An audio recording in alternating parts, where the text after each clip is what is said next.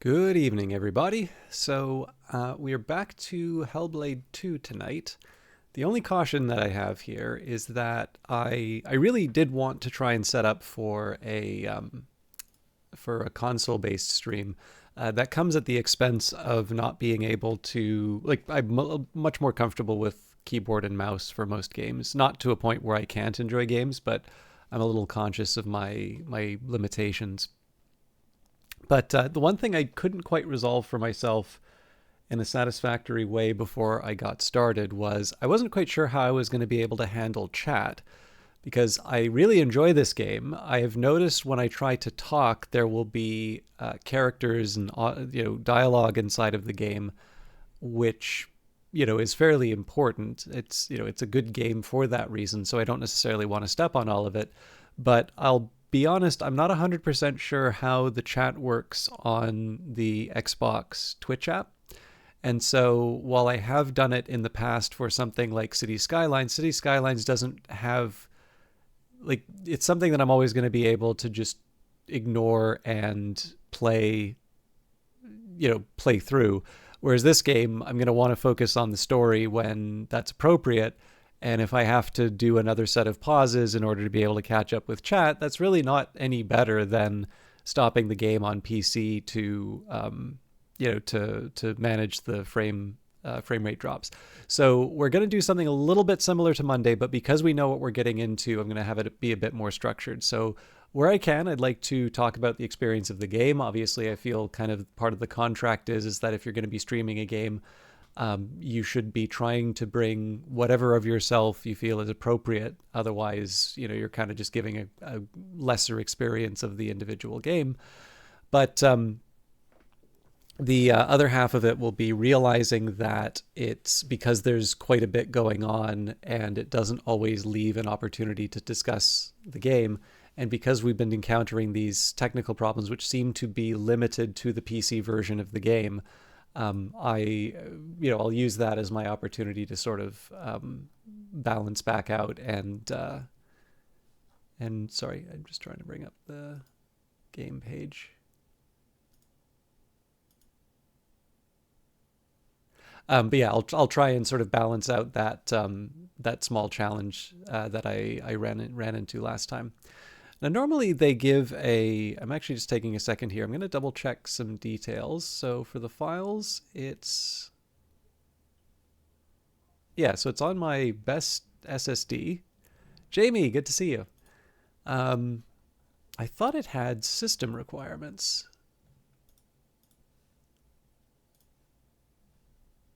Oh, I should note, apparently this game is on sale, at least on the Xbox store. $34.99 Canadian. Of course, I have Game Pass, so I don't quite feel the need to. Yeah, so it says should be great on this piece, play great on this PC. The game's system requirements. Does it not list? That's so odd. Oh, here we go. Okay. So recommended requirements, Windows version 10 version is there. Okay, so graphics processor is a bit weaker than what it should be. I'm a generation behind on it. Well above the requirement for the processor, and memory is never a problem. But even the video memory, if I'm not mistaken, let me just take a quick look at my NVIDIA control panel. I believe I should be 2 gigs above what's expected. Okay, looks like there's a new GeForce driver too. Sorry, I should have done all this ahead of time, but I'm a little curious now.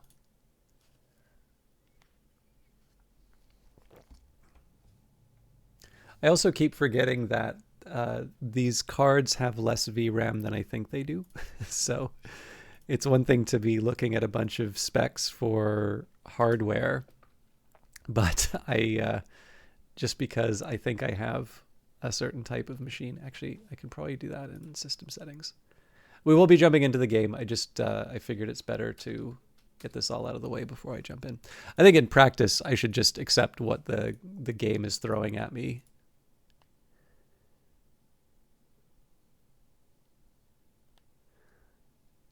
Yeah, I'm not. So I think the specific problem I'm running into in this one isn't driven by that. I mean, again, it's pure speculation, right? But um, also, welcome back, Underwater Monk. Um, I should just be able to bring up a system information thing here.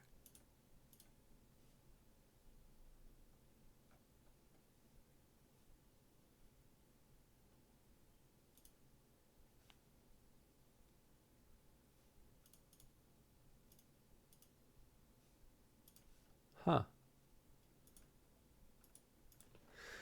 Nope. It's 8 GB, so um two more than what it was recommending. So, I mean, again, I'll be honest. I think this is just a question here. There are people with better systems than mine who are having trouble with this game. So, I I think this is just a question of you have a target for the the Xbox, and that sometimes means that you don't put the same amount of attention to the PC version. um, and I'm choosing to play it. So, like I said, the aim here is going to be to recognize that there's quite a bit of dialogue in the game, and that it's not always good for me to try and unpack some of the ideas that we had talked about before. But what I will be doing instead of instead of trying to jury rig the console answer or the console version, I will just have impromptu mini breaks, and then I can catch up on any ideas that I wanted to talk about. All right. So before I jump in, the first game was a real standout. In term, when I say standout success, for me, I just simply mean sort of a creative success. Like, it really seems to have achieved what it was going for. People seem to have sort of picked up on what it was trying to do and recognized how well it did it. They made a game that was very engaging in sort of conventional terms, right? It wasn't, I'm going to put the fun aside so that I can hear you give me a lecture on, on a topic you think is important, but rather they were able to communicate it in a way that felt quite natural to the game. And I think in that respect, the sequel is doing just as well in terms of conveying a certain story and a certain set of ideas. And they're definitely topping themselves in terms of technical, on the technical side. It's a really impressive looking game. A lot of the transitions and the cinematic techniques that they're using are even above what they were doing in the earlier game. And so, it's easy to see how, with the backing of Microsoft and also based on the success of the earlier game, that they have probably more financial resources than the original game. But it really does seem to be one where they have used those resources to, to push the game forward, but in a way that sort of still stays true to those central ideas that they were working for. But one of the things that I do find kind of interesting, I think in the case of Hellblade, I can imagine it's convenient to have sort of one very well realized, quote unquote, real character, Senua, and to have all of the other characters basically be monsters. And that can also align with the game, which is largely sort of this story of fighting inner demons. I am, of course, oversimplifying, but it's one of the things where you'll occasionally see these like conspiracy theories about the Disney company, where they have all of these broken families because they're trying to destroy the nuclear family. Where in reality, it's just there is a certain economy in being able to draw one parent. You only have to introduce one character. And of course, the other thing is that very often you can have these situations where the loss of a parent also makes for a certain degree of conflict or drama. So thinking of Cinderella, for instance. And so, there are a lot of both storytelling and budget reasons as to why animations will find it easier to economize on characters, but that doesn't stop, kind of culture warriors from jumping out. And this is obviously a very old way of talking about Disney. But if you look around, there's still sort of the artifacts of that, and there are variations on that still get told. And so it's kind of interesting to see, in this game, you do have sort of multiple characters that seem to be hanging around for quite a while. And I think the thing that I'm finding so interesting on this one is, again, you have that recognition on Senua's part of someone who seems to be similarly afflicted as her, or at the very least, she's sort of recognizing that darkness from the first game. So, again, whether that's exactly where this game is going, I'm not 100% sure yet, but I think there's something really interesting in that idea in terms of how, when you have a few different characters that are as well realized as, the main character from the first game, it's hard not to see that as a reflection of the greater budget. And yet, on the other hand, there seems to be a point being made as well. There seems to be a particular type of story that's been enabled through that access as well. And to me, that's always been sort of my favorite kind of storytelling. So, science fiction is a wonderful vehicle to tell lots of really interesting stories. It's also a vehicle through which people just purely show, technical marvels. But some of my favorite movies tend to be ones that actually fold those two together. So, something like Minority Report has a whole bunch of cool sort of futurist perspectives. Not really anymore, because it's an old movie and a lot of what it was talking about is largely sort of materialized in one way or another. But, that would have stood as just a really good yarn. And yet it's one that actually punches above its weight, because ultimately all of that, that high budget material winds up reinforcing a story which was largely about, forecasting. So I'm just going to have a little bit more coffee and then I will jump into the game.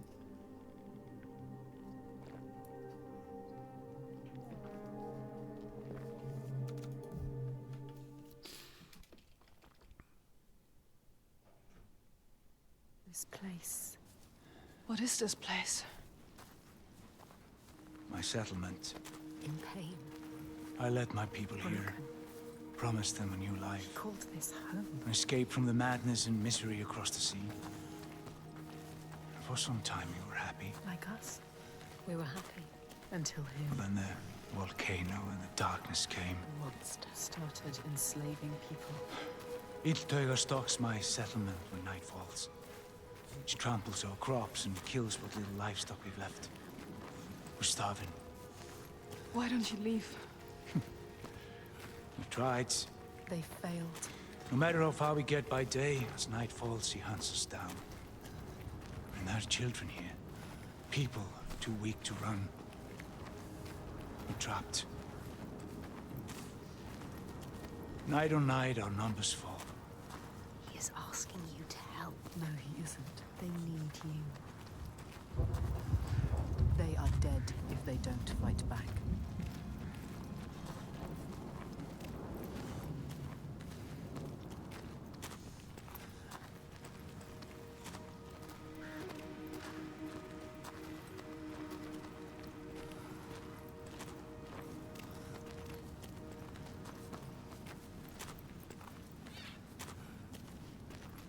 I will also say you can kind of see that it's designed for consoles just because the mouse motion is a bit jerky in terms of moving around, so I do apologize for that. Very pretty game to look at, though.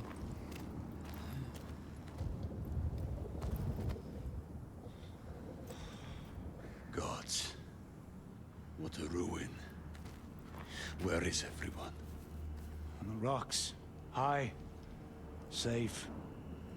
But Iltauga can't reach them. You should have joined us when we offered you the chance. There is no honor in the path you've chosen. Say that again, old man, and I'll gut you like a fish. Thorgestur, have a look around you. Have a thought as to who your real enemy is.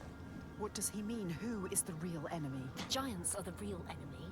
No honor. He said there was no honor in the enslaver's path. Which path did he choose? This place has secrets. She needs to find out.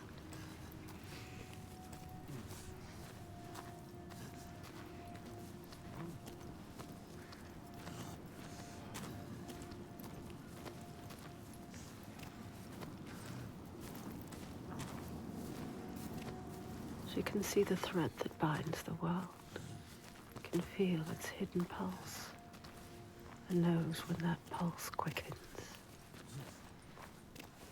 She feels it now, the tremor on her skin, a being taking shape. Something is coming.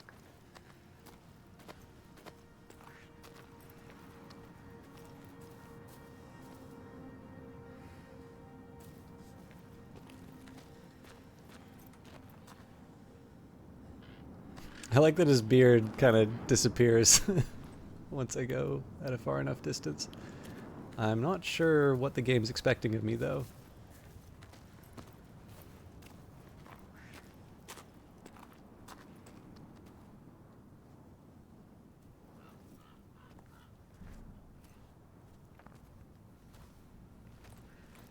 What is it? Rising from beneath the earth. He knows. He can sense it too. Can you feel it? Can she? She can feel it. She brings the rage. Did you feel that? She's coming back. It's coming. Wait. Iltoiga. The tiger. She destroyed and she will destroy again. He knows.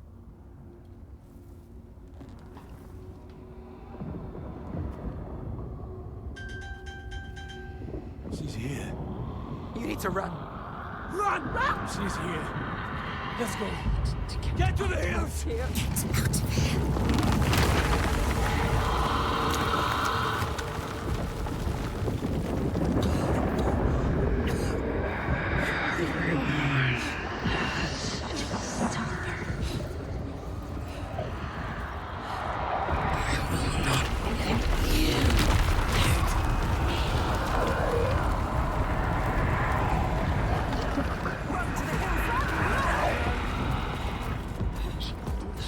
You can do this!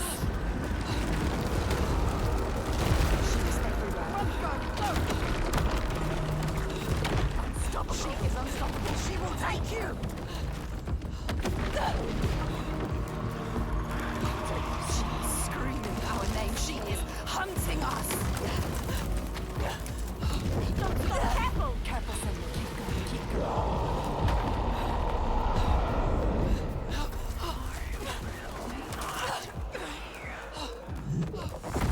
I really do like the little visual glitching that they add in.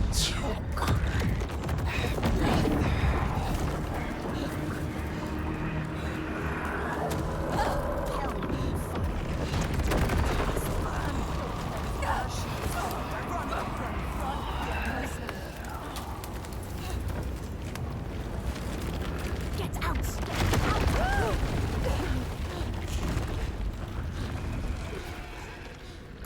Move. Why does she not move? You can't.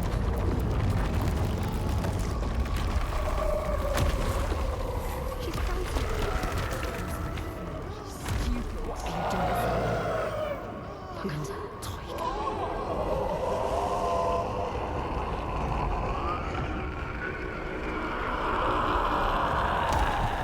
Fear. Can you feel it? She is reaching. Reaching for something. She wants him. Quick. For him. Save him. Quick! She was brave. She's stupid.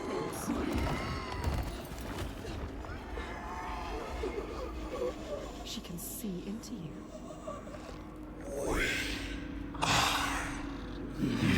Is she a monster? Are you a monster, Senor? She's She is like us. She is suffering like you. We can see her. She knows you.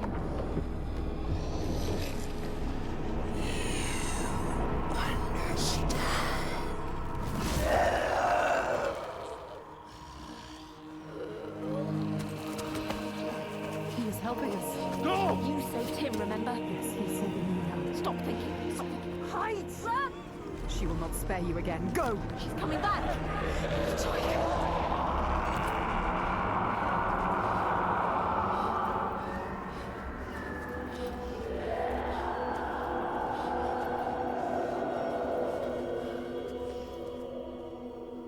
There are some wills so strong they dream a new world, a hell of their own creation, and they will not sit lonely in that nightmare.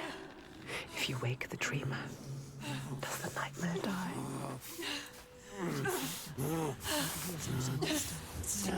Was a monster. You're not safe yet. Where are we? Make him explain. What is happening? Iltoiga. Who is she? So when the volcano erupted, it tore open the wall between this world Now and this world Jotunheim. suffers too. The giants came flooding from the east, killing and eating More whomever of they them, could lay their terrifying hands on. giants. Now some of us, we hide, You have to fight, not hide. make defenses, struggle on. And some of us use others to stem the tides. Others? What do you mean?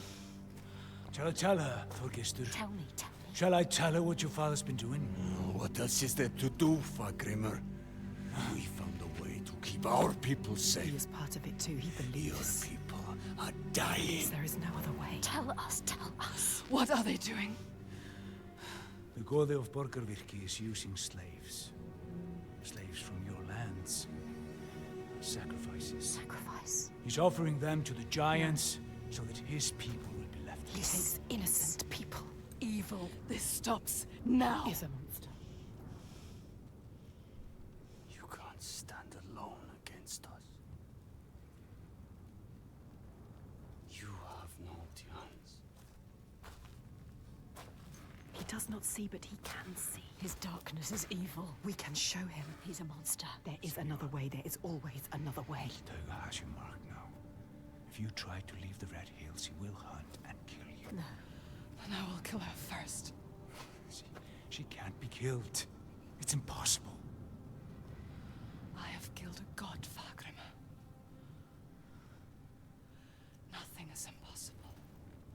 No, there is no He way. is right. We cannot kill the giant. The gods cannot be killed. You can't. You deserve this. Why did you come here, Senua? To stop the slavers, You thought you were helping them. and now you are stranded. Stay. You can't stop them. You can't kill the giant. You can't stop them. I will. I will kill the giant.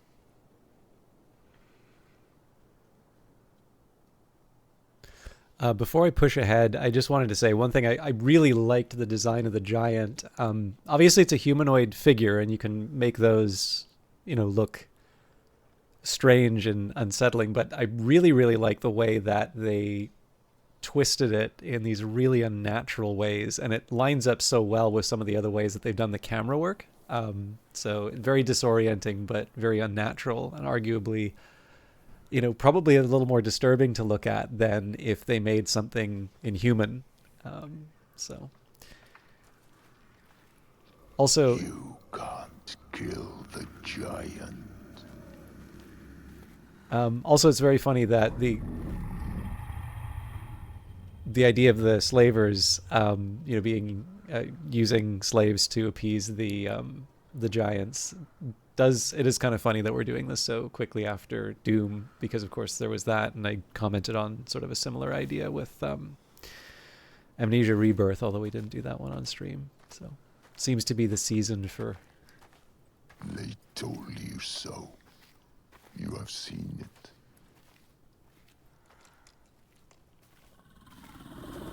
You failed again. So sure, with so little reason to be sure. I will find a way. No, There's no way. I will always be here to remind you to know your place. To stop you getting ideas into your head. See, now I'm feeling like I was supposed to go...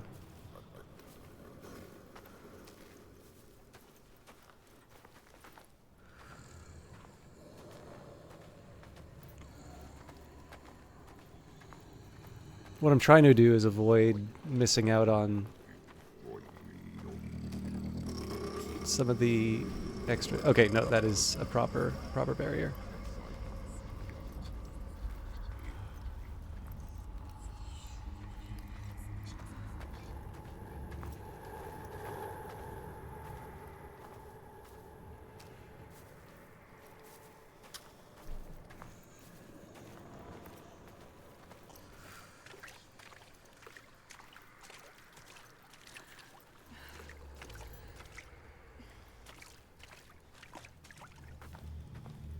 A light to banish the darkness.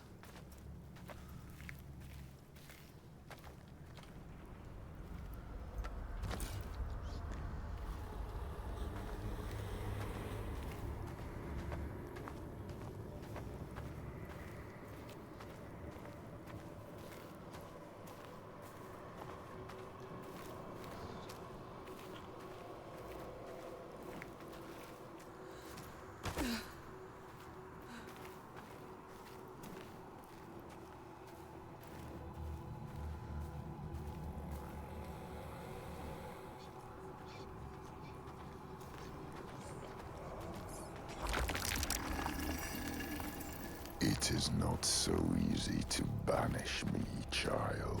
You can't beat me down anymore.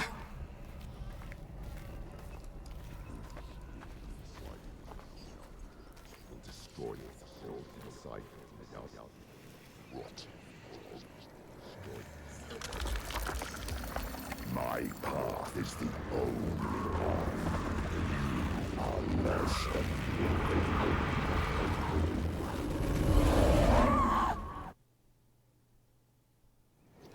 You can't hurt me. You can't keep me trapped.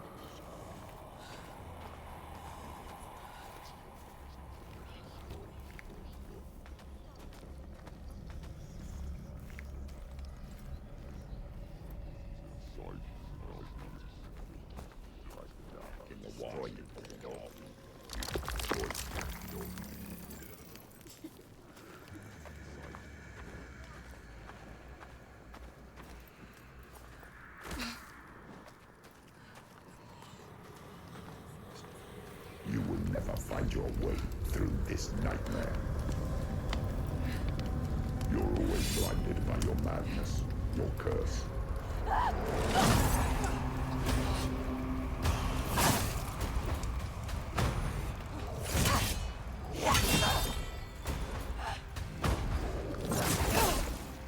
Okay, too slow on that.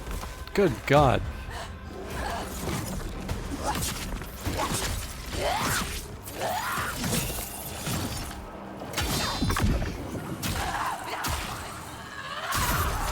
You will never save them.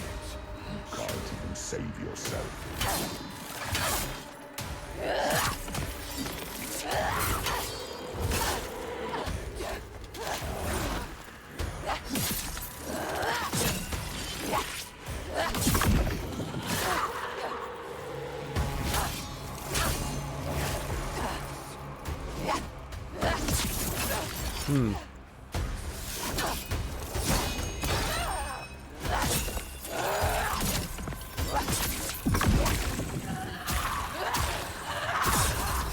Gods cannot be destroyed.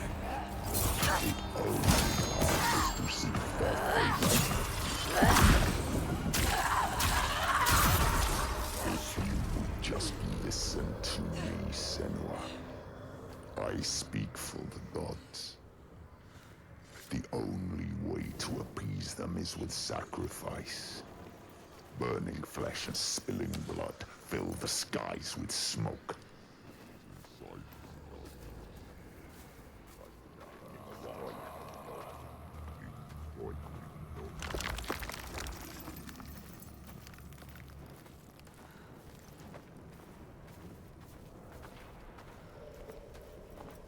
So I'm trying to avoid anything with the evil red light.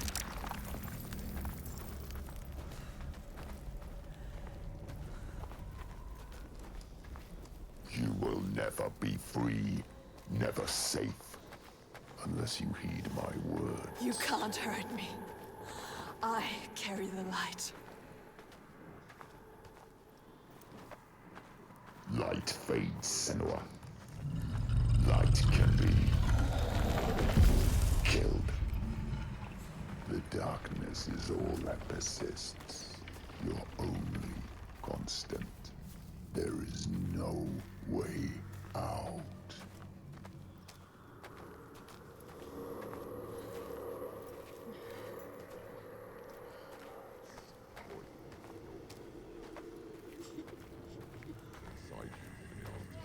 I'm also intrigued. There's always a way. No. You will see. There will be a blow you can't recover from. An abyss you can't crawl out of. A nightmare you can't wake from. And I will be waiting.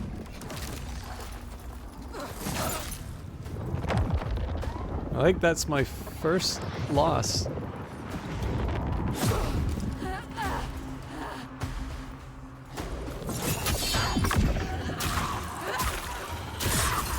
You must do as I say, or you will anger the gods.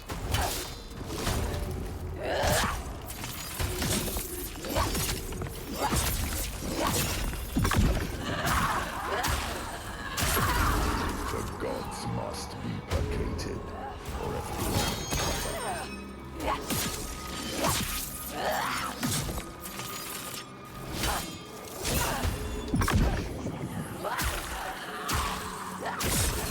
blood and fire will appease the gods. Death is Oh, that's delayed. Jesus. I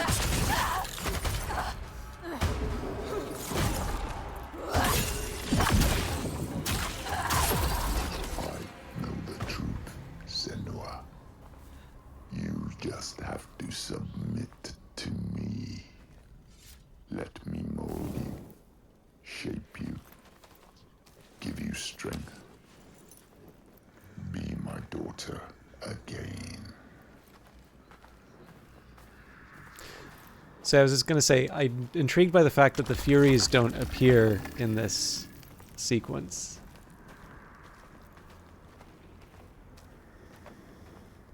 And I'm assuming this is kind of the contest between the father, sort of represented by the shadow, and the mother, where the Furies are speaking during the main... It's time to give up, main. child.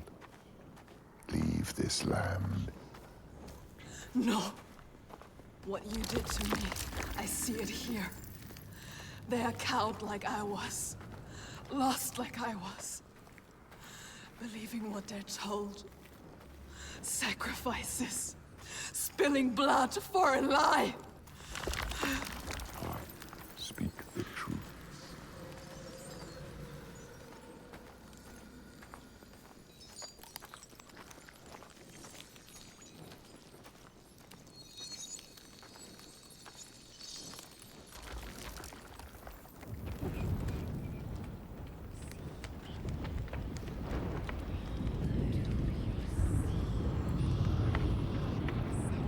We must cleanse our sins with sacrifice.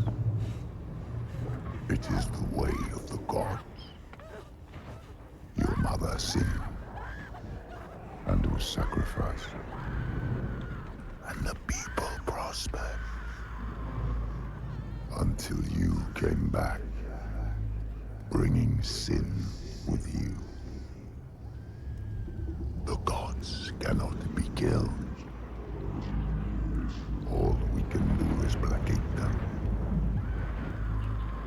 Slake their thirst with blood and fire.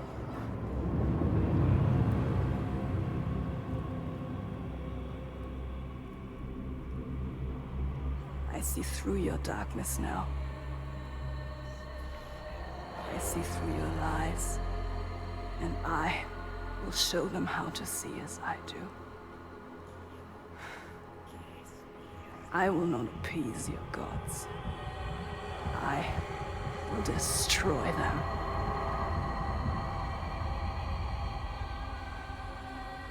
Lies, son. Your father's lies. Remember, he tried to hold you down in the darkness. Darkness. Told you there was no way out.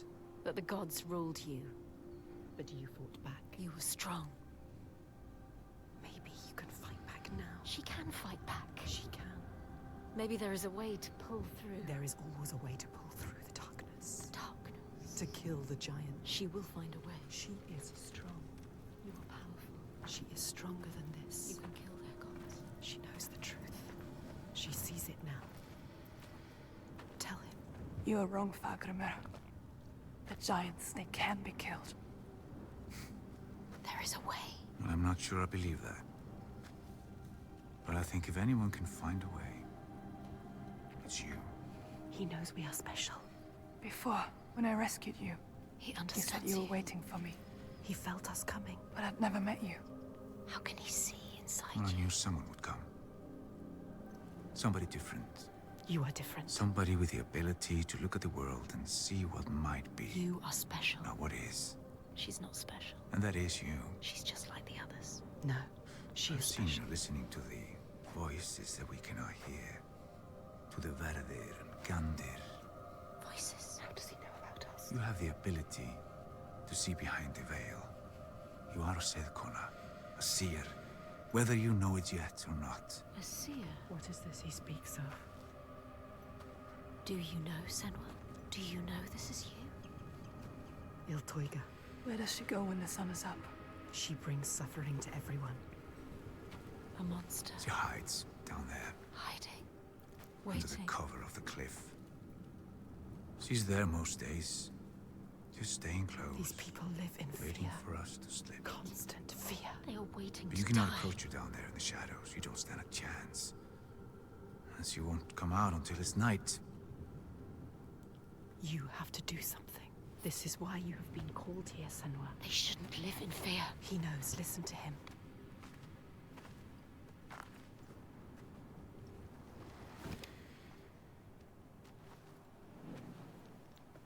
Have you heard of the Hidden Folk? Hidden folk.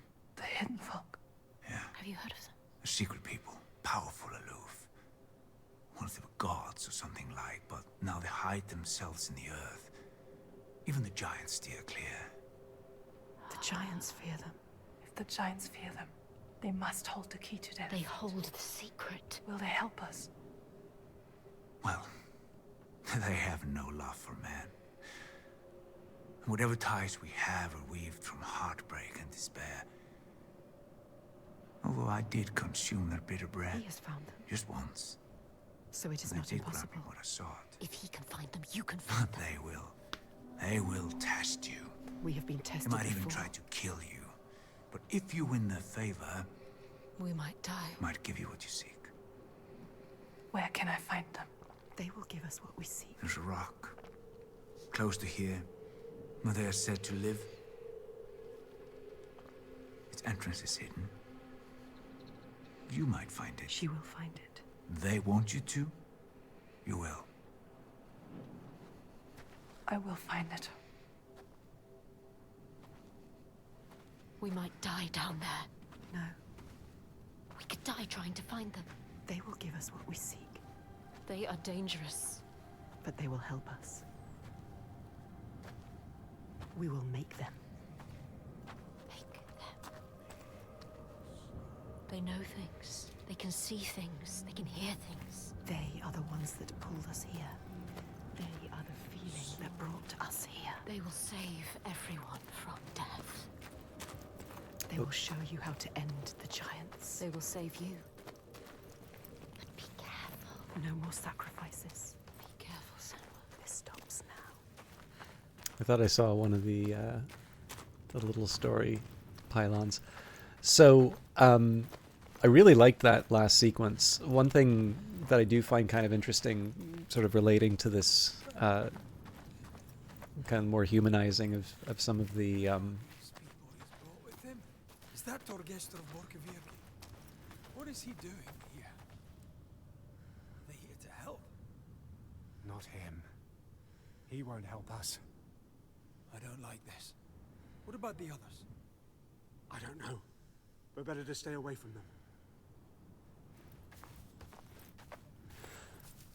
them. So I do like sort of following off of the motivations for the slavers.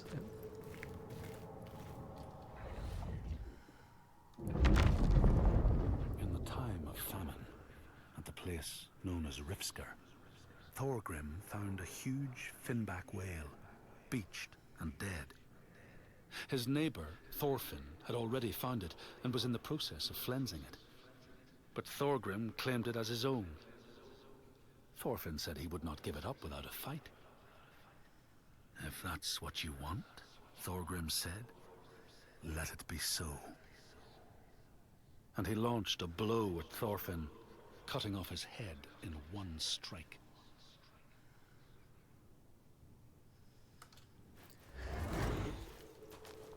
So what I thought was interesting about that was, so, we knew sort of the motivations for the slavers, but there's definitely something I liked about that shadow sequence in terms of the temptation and this idea, this feeling of inevitability in terms of the need for the sacrifice and it being part of the ancient order. Now, I'll confess I'm much less familiar with Norse mythology than I am, let's say ancient Greece. But, I think it's fair to say that even in ancient Greece, the gods are not necessarily friends of mankind. And certainly, I mean, again, a lot of people, it's not an original observation to say that a lot of this stuff is either explaining really horrible and confusing natural events, right? Why do volcanoes erupt and wipe out a settlement, or why do earthquakes happen, and all of the practices that people do to try and appease those gods. But what I thought was much more interesting, and it's made explicit in the dialogue that happens afterwards, was simply this idea of this feeling of inevitability, especially in the face of seemingly overwhelming odds. And specifically this idea that people's reaction, right, the shadows, what the shadow is pushing you towards, and just, I think the way that you tend to imagine being the natural response from people is to sort of look to their own, every man for themselves. And this idea that, it is the natural order to sacrifice, somebody's got to be sacrificed. It's the natural order. And so this is why, you need a hierarchy to decide who's going to be the one who's sacrificed and the one who isn't. And I mean, this is a really, really old kind of story, but it's one that we constantly keep coming back to, right? I don't want to specifically just make a modern political point here, but I think it's fair to say that a lot of people in a lot of different situations will say, this is too strong, this is too powerful for us to deal, so let's just focus on getting what's best for us, and everybody else is going to have to work that out on their own. I mean, this was some of the talk that was happening even for Canada in terms of the old trade deal, the Kuzma. But of course, one of the big, and sorry, this is going to be like neoliberal shill time, but one of the big insights, of course, is you have something like the transition from feudalism to something, resembling our more modern economy with tremendous upward mobility. And I will fully recognize that, there is a long and very grim history in terms of how society moved towards that. But I would say that at the very least, we have something of a status quo that we're trying to preserve now. And I'm not entirely sure people's nostalgia goes back to, say, feudalism. And even something like mercantilism, under, the Sun King, Leroy, that's the sort of thing that you'll see, something like, Adam Smith and the Wealth of Nations pushing against and saying, it's a very foolish model to build a society and an economy around. So with that in mind, the first thing I was sort of thinking is like, that's a really, really interesting idea to sort of introduce this character that is sort of by construction has this unique sight. And again, like in this case here, I don't necessarily want to say that the Furies are necessarily giving her good advice. That's often contradictory. It's often, by the way, I also really like how the clouds have sort of evolved in the background, it looks like, as I've been talking. But I think one of the things that really is interesting on this is that very often when you are looking at an environment, I think there's like a story, I think David Foster Wallace is probably most notable for telling this one, but I think he's quoting someone else. But you know, the idea of there's two fish swimming by, and there's an older fish that goes by and says, you know, hey boys, how's the water? And then like the one fish turns to the other one and says, what's water? Right? It's very hard to look outside of your current circumstances and see another possibility. And I mean, sometimes this can be as easy as, you know, if you're at work and you're trying to propose a new way of doing things, or if you're trying to propose an alternative, it can be very difficult to get people on board. In fact, one of the best ways to do that, I find, is to just simply show them. You know, this is kind of where the idea of like the minimum viable product comes from in a lot of cases. And yet, very often, progress does rely, you know, it's the George Bernard Shaw quote, right? Progress relies on the unreasonable man. So it's interesting to see someone like Senua attached to that. And of course, it's a hero, so naturally, we tend not to see heroes in these sorts of stories be like, yeah, we just need to become the strongest slavers, and then we'll be free from the giants. You know, instead, you have someone like Senua saying, it's like, what if we have a world without giants? And yeah, so I mean, again, I don't necessarily know where they're going and how they're going to resolve the giant story, but I thought it was really interesting to just see this play out in terms of this idea of inevitability, being faced with this overwhelming force, and to just sort of try and fight for the table scraps, essentially to fight for the status quo, and just to be, you know, the strongest of the minor groups, in basically to be on top in a world full of suffering, as opposed to try and push for a world without suffering.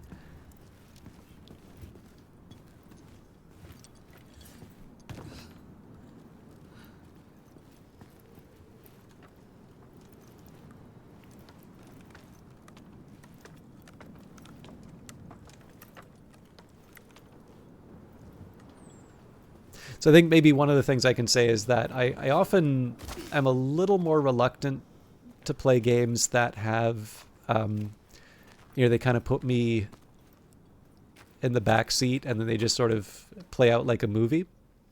But I think one of the things that makes me feel a little bit better about this one is that it does seem to have something interesting to say. And so I mean, also the visuals are weird and, you know, and look great, so it makes it a bit easier. She has been chosen. All the lost ones.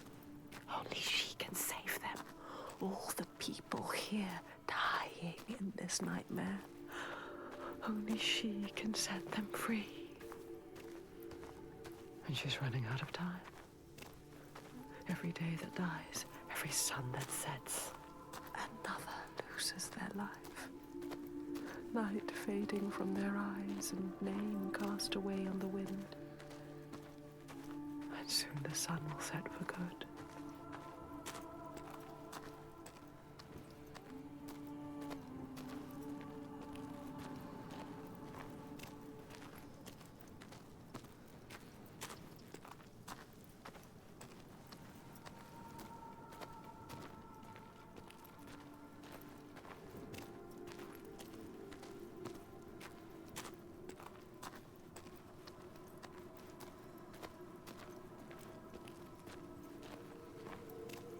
I know the game introduced faces in the stone, which I've been really bad at finding, but oh, speaking of.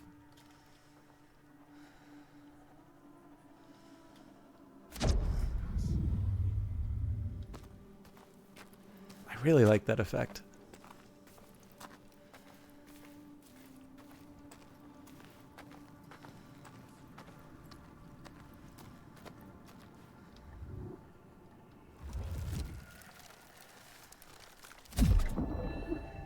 So you seem to have missed In the 3 of lands those. of your birth, people live hidden too, in the hills and stones. They may be the remnants of a godly race who lost a war with giants and, finding the world changed, retreated into silence. But you still see their carvings and circles from the time when they walked among men.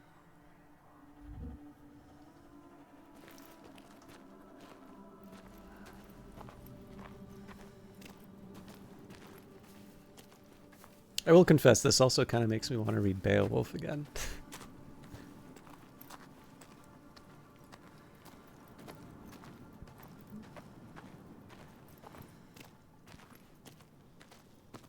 Look, so different. What is it? Something here needs to be done. What is it? Fargrimr told you they are hidden. The hidden.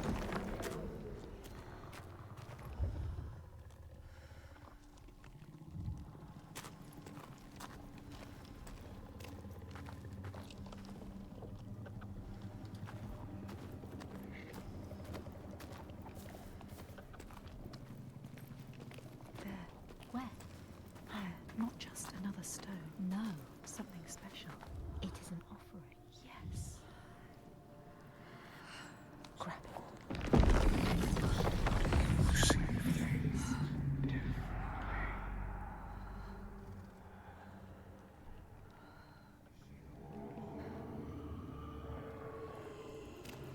Hey, Lord Gloom, good to see you.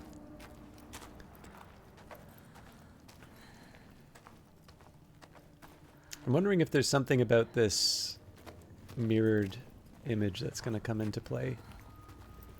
Like maybe trying to join the ball into the... Find the other offering. They can hear us. We cannot hear them.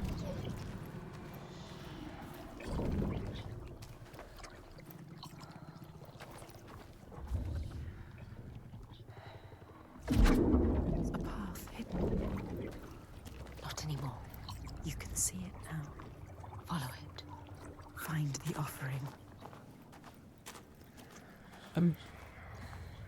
I'm glad you're enjoying it, Lord Gloom. I know Cultist Simulator was designed to sort of be a game that you learn by playing, but of course, once you sort of have the...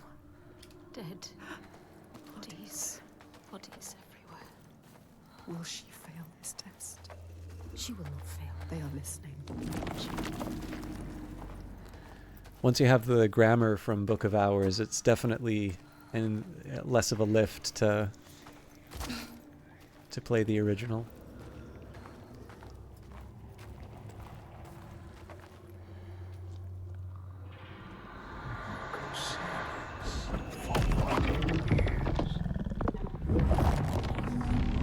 Passed this test, Senua. But there will be more. There's always more. Well done, Senua. She is strong enough. You will not die like the others before. You will survive this. Fargrimr knew. He could see her. See what she really is. He knows about us. He can hear us as well. He doesn't hate her. Hate us. Not like the others. Accepts her. He Accepts knows us. her. He wasn't surprised.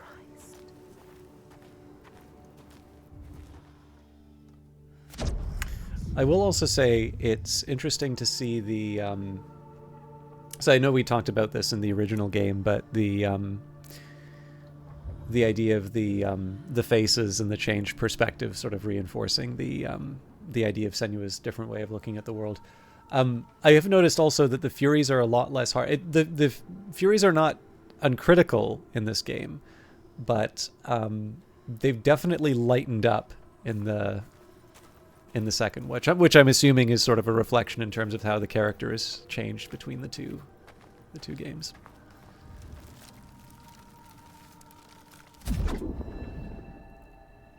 Here, they know that if times are harsh, you may ask of the hidden folk to share their bounty. And if you are strong and wise and good, they may hear your plea and send you aid. But if you are not, or if you do not respect the strictures they lay down, you might have your strife doubled. It is also interesting to see to hear the contrast between the two different stories that are being told, you know, between the trees and the runes.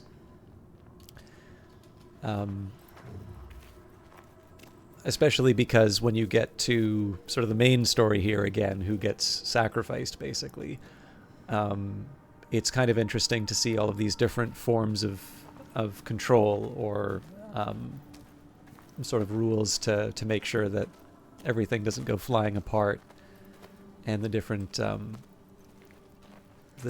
forms that they take. It's interesting to see. Speaking of, all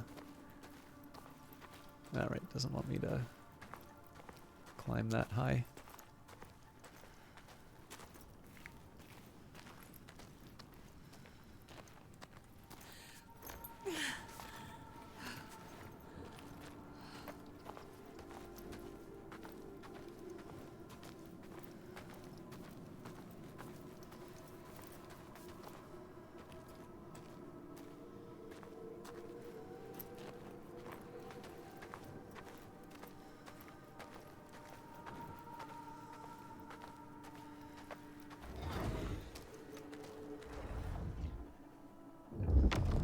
The Skalds say that the neighbors fought, armed only with the knives and axes they had brought to cut up the whale, even picking out the whale ribs to beat down their enemies. Thorgrim's men had loaded their boats with whale meat, but as they went to leave, one of their opponents struck Thorgrim's brother a fatal blow. And this is how hunger fates desperate men to come to blows, striking out against one another to survive. So, if I just waited, the game would have said it more concisely for me.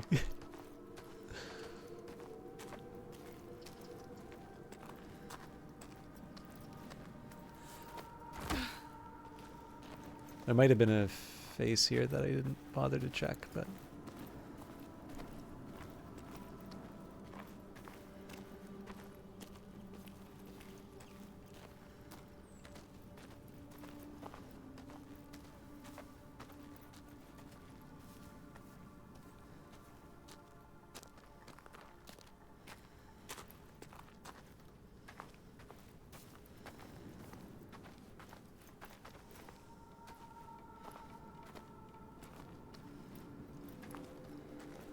I'm also quite happy that... They are hiding from her. They want more from us. The next test.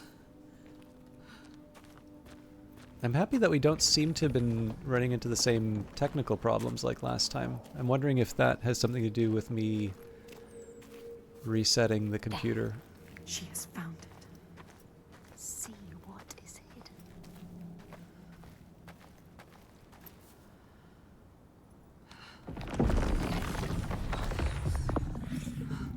How far will you go to find us? We will find you. They doubt us. We don't. Find the altar.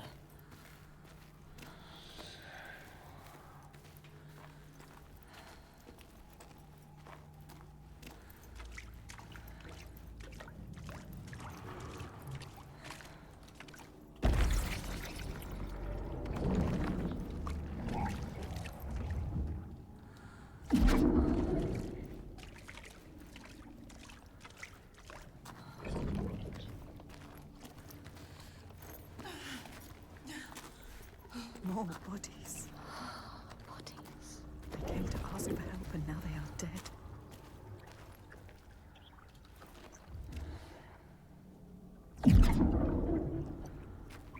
It's a neat way to reinforce, like, so I wasn't 100% sure what these did, but that was a nice, really explicit way to sort of reinforce what the puzzle's like.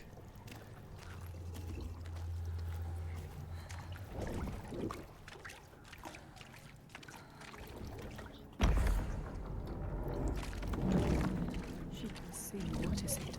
She understands. What is it? Can she? Don't doubt.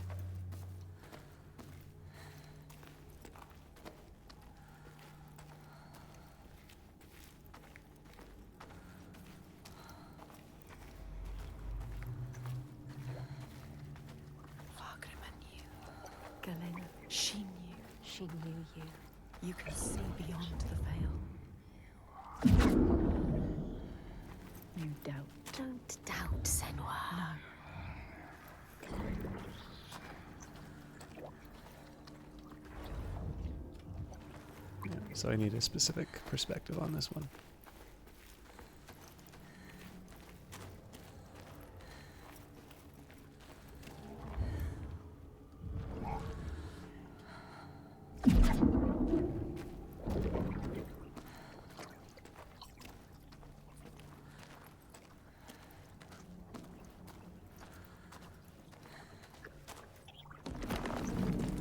Another offering.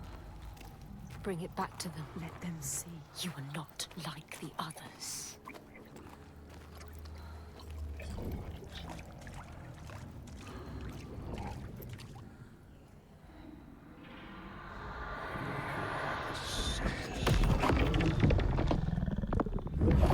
She's getting closer. She's on the right path. It might be true. What Fagrima said. She is the light he knew he would find She needs to prove it. before they let him in. Prove to them. Prove it to you. Can you show them, Senua? Show us, Senua. It's going to take a minute here to see if there's any secrets I should be noticing.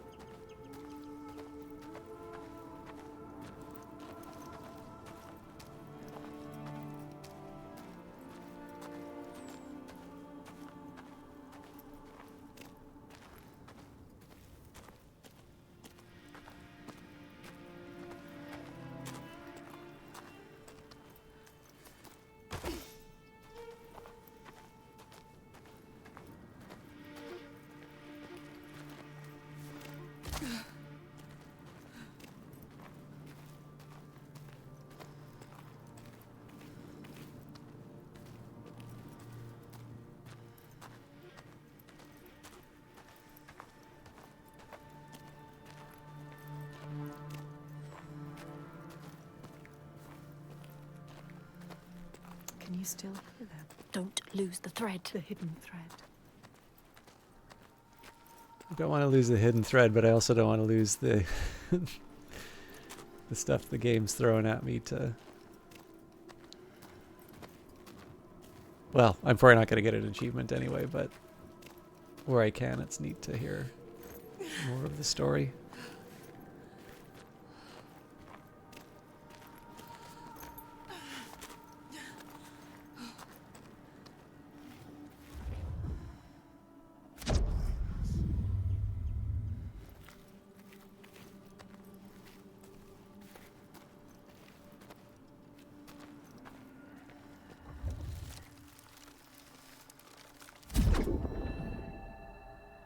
In the lands of your birth, and in these lands too, they know that people can be taken by the secret fair ones. If you are not careful and do not keep to the pathways, you may find yourself among them.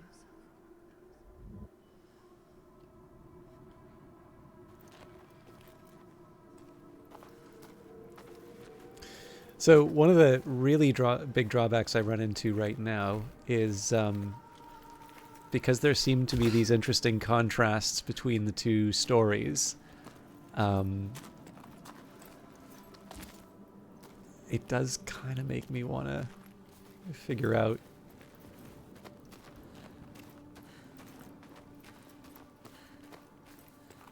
the other one. Okay, so I think it's fair to say this is not the way, although usually the faces are pretty explicit, so Also, the faces usually don't lead me to the other story.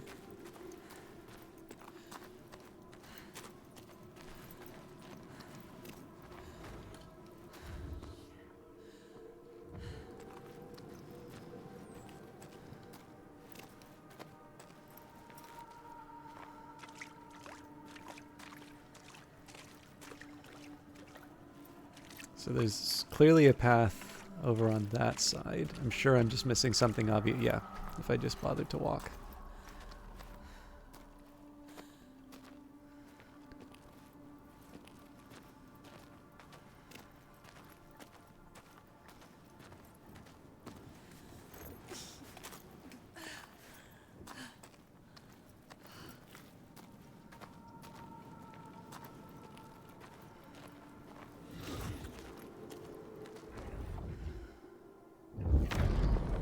The Skalds speak of the time Grettir, travelling with some others, ran into rough weather and docked their boat on an island.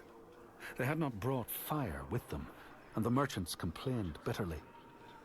Seeing a great fire blazing on the other side of the strait, Grettir said he would swim over to fetch it. He took off his clothes and struck out across the water, wearing nothing but a cloak. Save it for your OnlyFans, Jesus.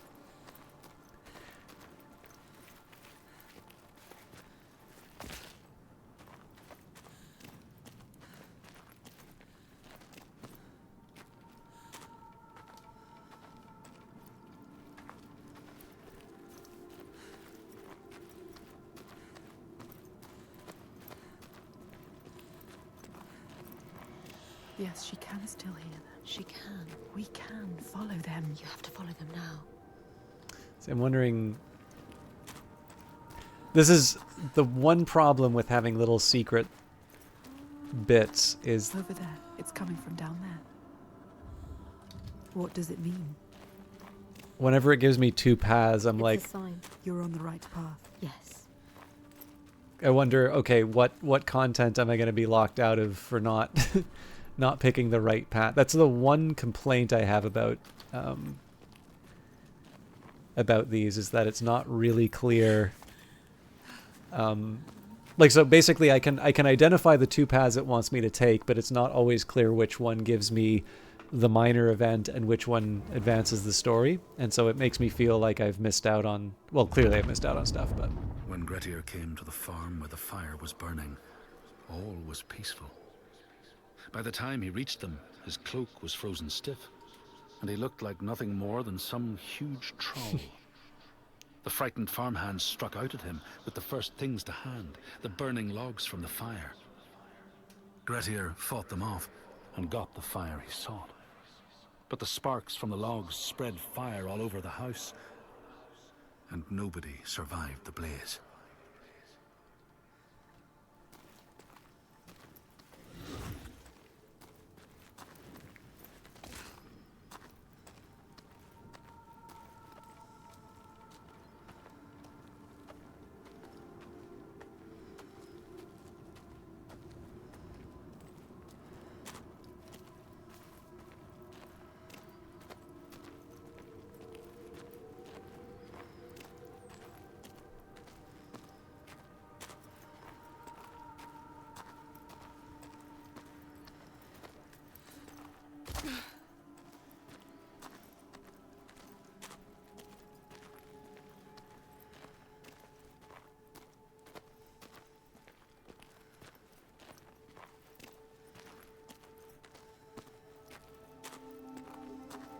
The lake. Like a mirror. You can see the reflections. A hidden world. Upside down. It's a sign. That's, I know the witness came up earlier. So I was going to say that definitely seems to reinforce the witness connections people were making earlier. I don't think it's a deliberate like reference to the witness or something like that, but it's kind of hard not to think of that, especially when reflections come up.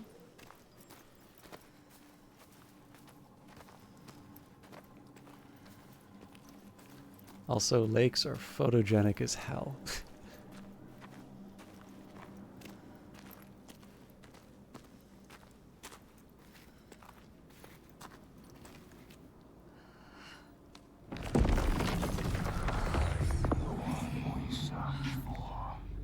They question you. Are you the one, Senwa? She has to be. The lake is here too. Look at the water. This doesn't feel right. So deep and dark. It is trying to claim us. Trying to take you down with it.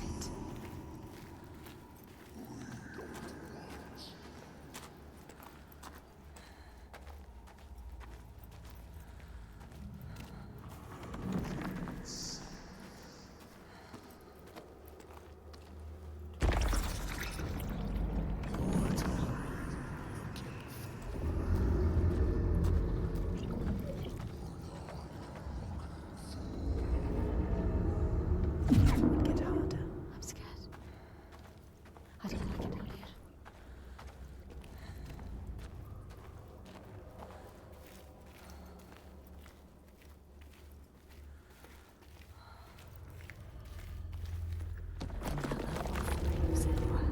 Give it back to them.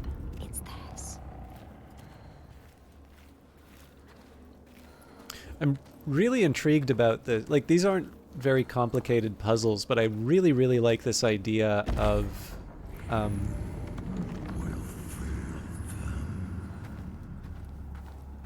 really like this idea of sort of problem solving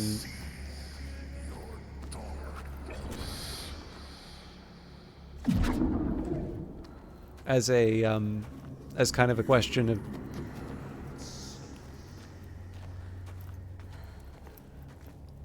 I like the idea of problem solving as kind of this question of perspective, because I think a lot of people can relate to the idea of, you know, working on a tough problem. Math is a really good example of this, where you're sort of banging away at a problem for a long time. It seems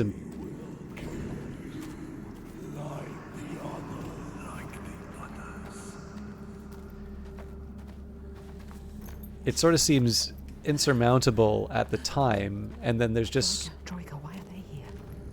Were they seeking the hidden secret? This is not a good sign. What were they doing here?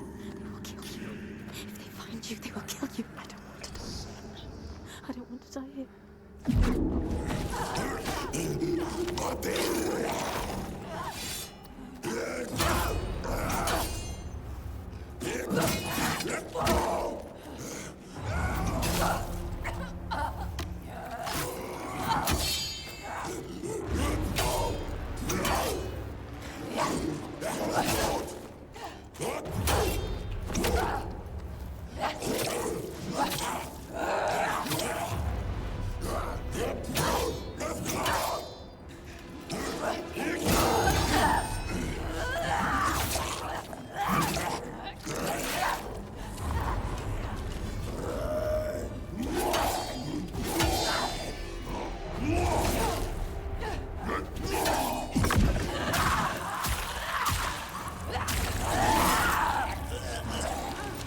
oh, I should have saved it all for the fire guy.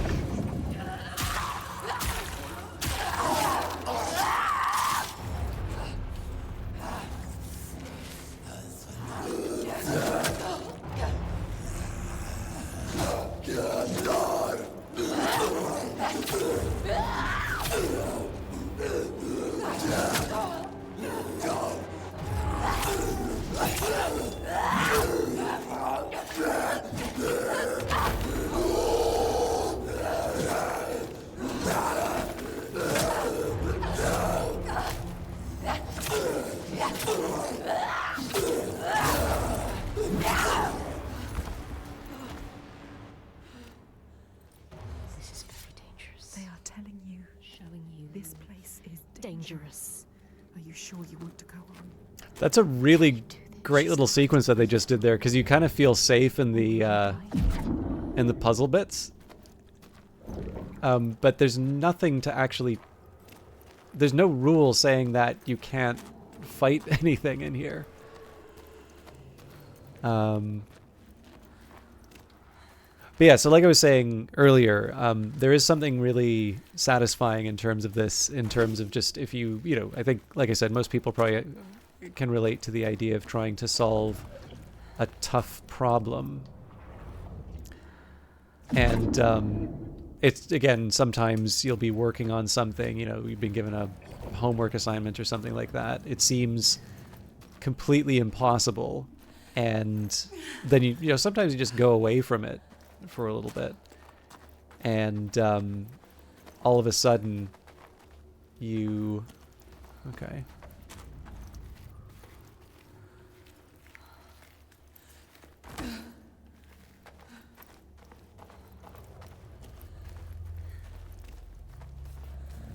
All of a sudden you wonder what the big deal was, because it turns out to have a very straightforward solution. So I don't think restoring that flat area is the solution. I should have been paying a little bit closer attention to the structure of the level here, but...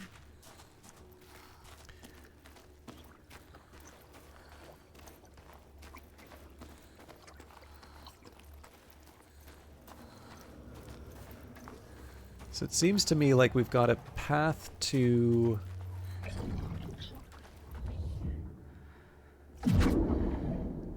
Yeah, so that doesn't help anything.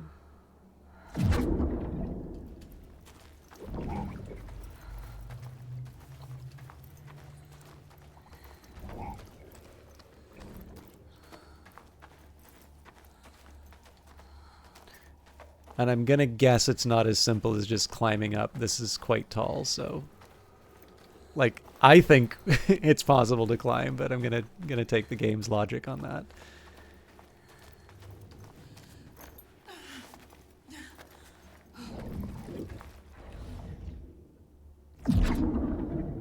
Alright, so that takes us a step away, but we regain this platform.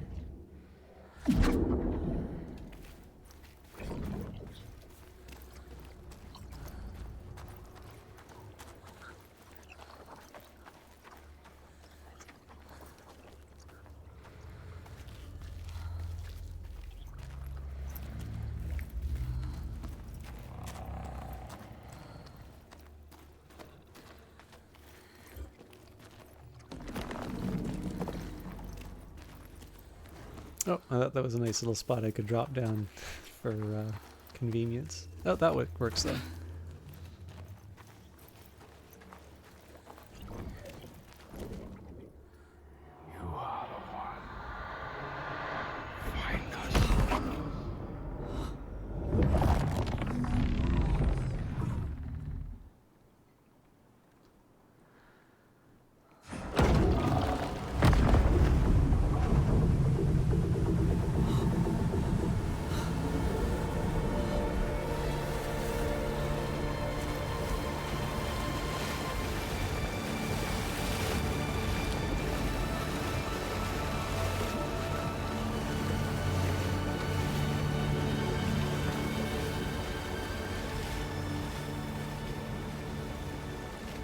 Has been chosen.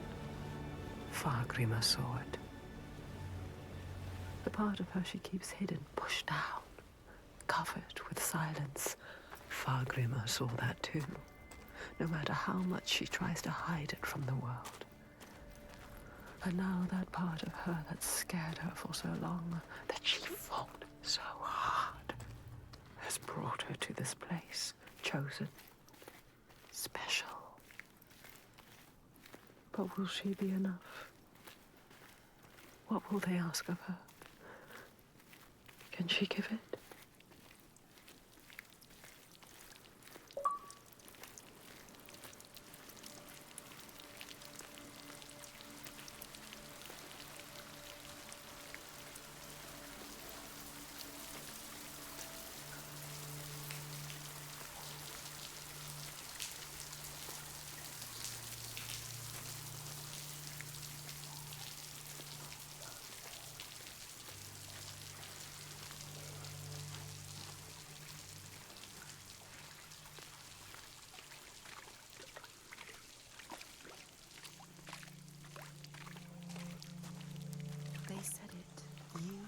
the one.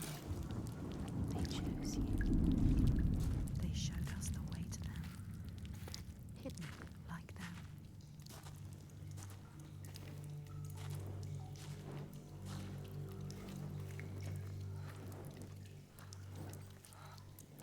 Go to them, Senwa. They will tell us how to kill a giant. You know what that means, do you, Senwa? No more sacrifice. Once again, she's leaving the sun, leaving the world, plunging into the unknown places which no light touches. She has always been afraid of the dark, the deep, still silence that blinds her eyes till she thinks she will never see again. But there is a thread this time. Connects her to the ones above. She has promises to keep. She will not let them down.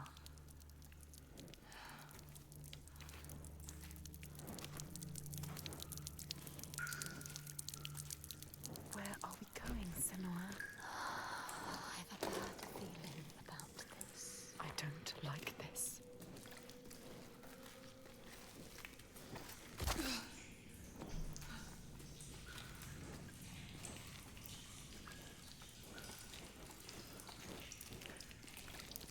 What is this place? Just a cave. She knows what she's doing. It's a trick. Trust yourself, Senwa.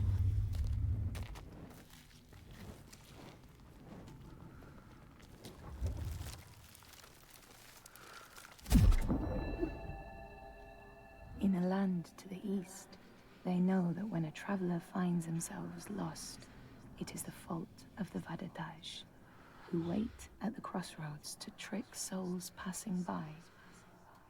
The only remedy is to let your horse lead you home, because beasts have no souls. But if you have no horse, your soul is lost forever.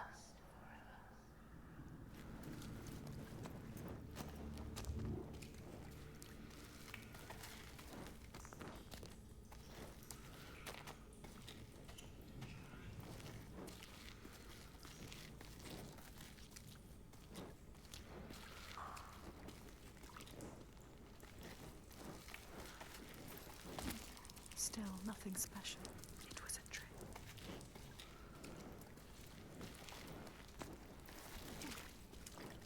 It's getting smaller.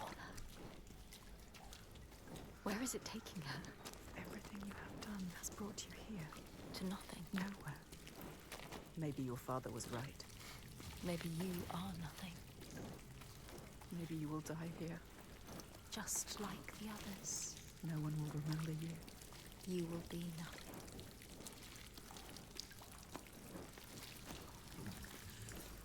Be careful with your torch.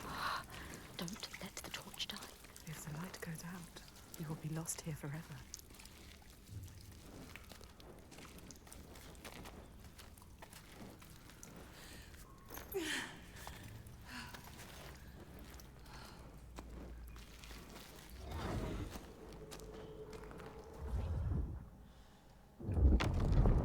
The Skalds speak of how Grettir, now an outlaw, took rest on the island of Haramsoy with a man called Audun.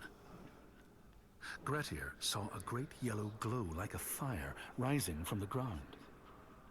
Audun told him it was coming from the burial mound of Kar the Old, who ever since he died had haunted the island, and warned him to stay away.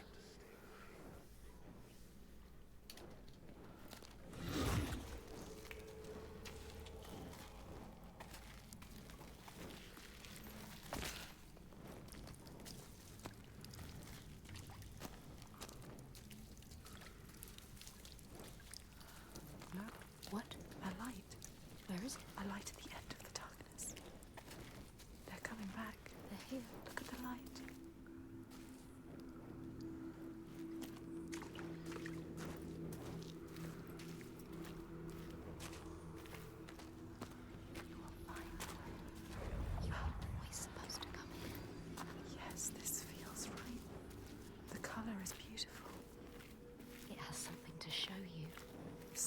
here to find.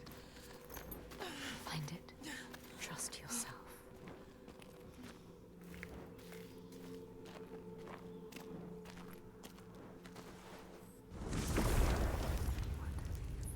Beautiful.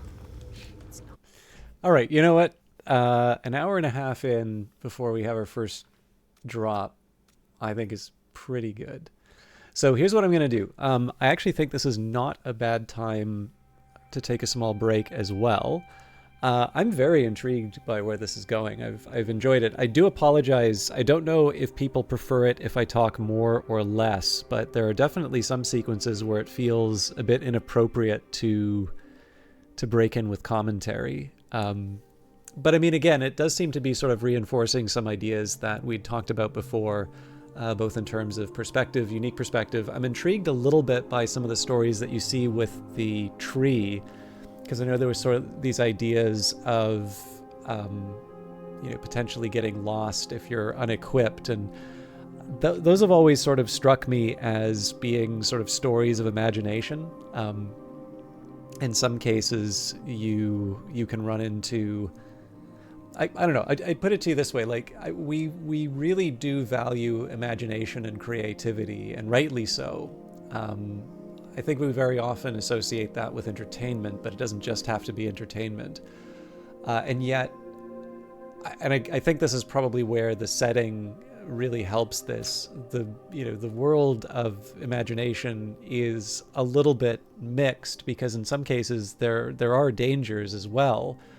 I think, one of the more benign versions of that is just the person whose head's always in the clouds, and they may be full of ideas, but they never really follow through on anything like that. And, it's one of the reasons why I always find it intriguing that one of the desirable features of creativity that we associate with it is entertainment, because very often, I don't know if this is a bigger problem, today, 2025, than it was historically. I think to a certain extent, sort of daydreaming and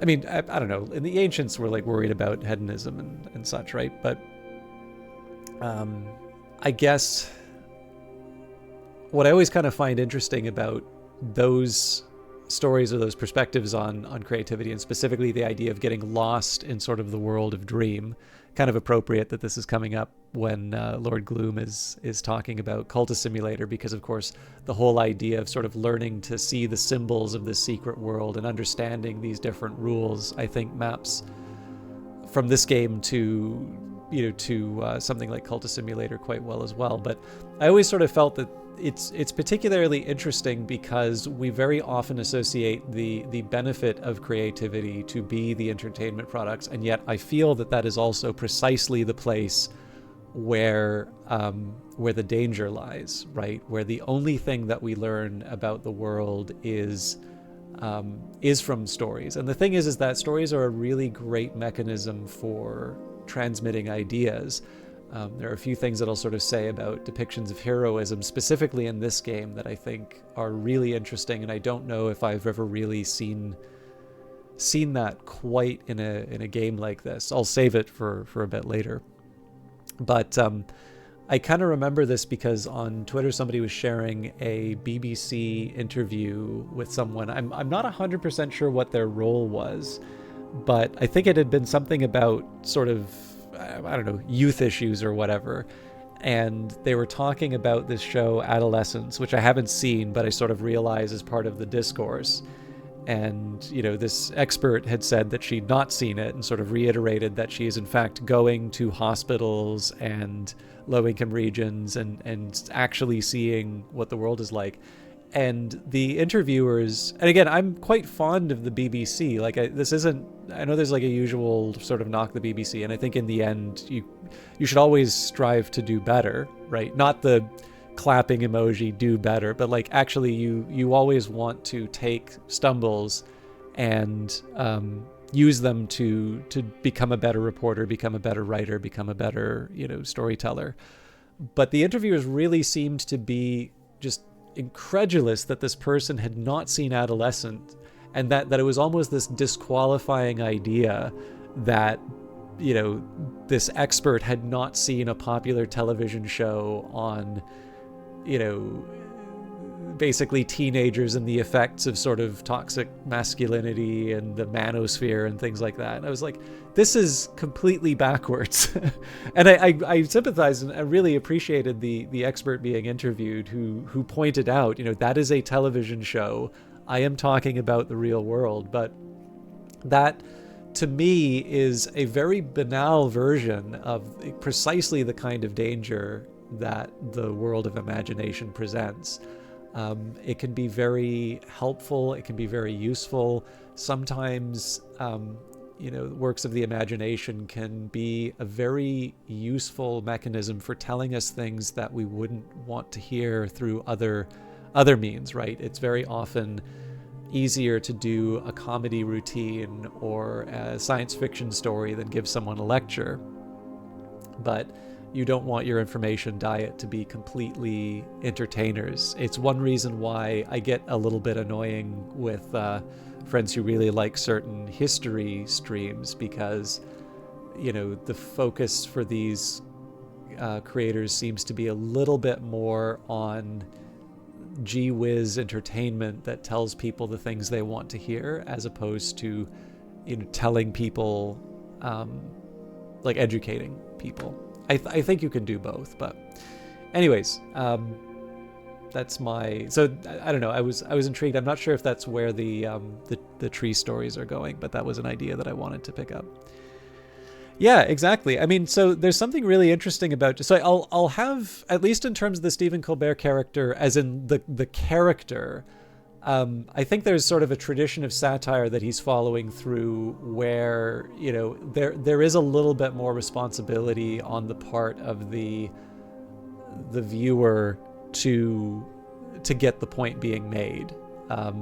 Obviously, he's not necessarily playing that character at all times. He's a late night show host now, but John Oliver, I actually think, so, you know, again, I think he's a funny comedian, and I think he, you know, he has done some very good bits, but I also think there is a certain style that they do, and I've definitely seen a few segments in which I would consider myself more of an expert, and I am quite dismayed with the presentation. And there's a certain style that they give for, you know, some topics. Like, it's a comedy show, so, you know, you have to have a certain number of laughs at a certain time. So, you know, you could be just describing the worst possible scenario. And so, you know, you have to have your joke in there at some point. So usually you'll take some numeric ratio, because of course, if you do a ratio, right, that also sounds very educated, and, you know, to an audience that likes John Oliver. And full disclosure, I am the target audience, right? I know I am pointing the finger at people like myself in this case.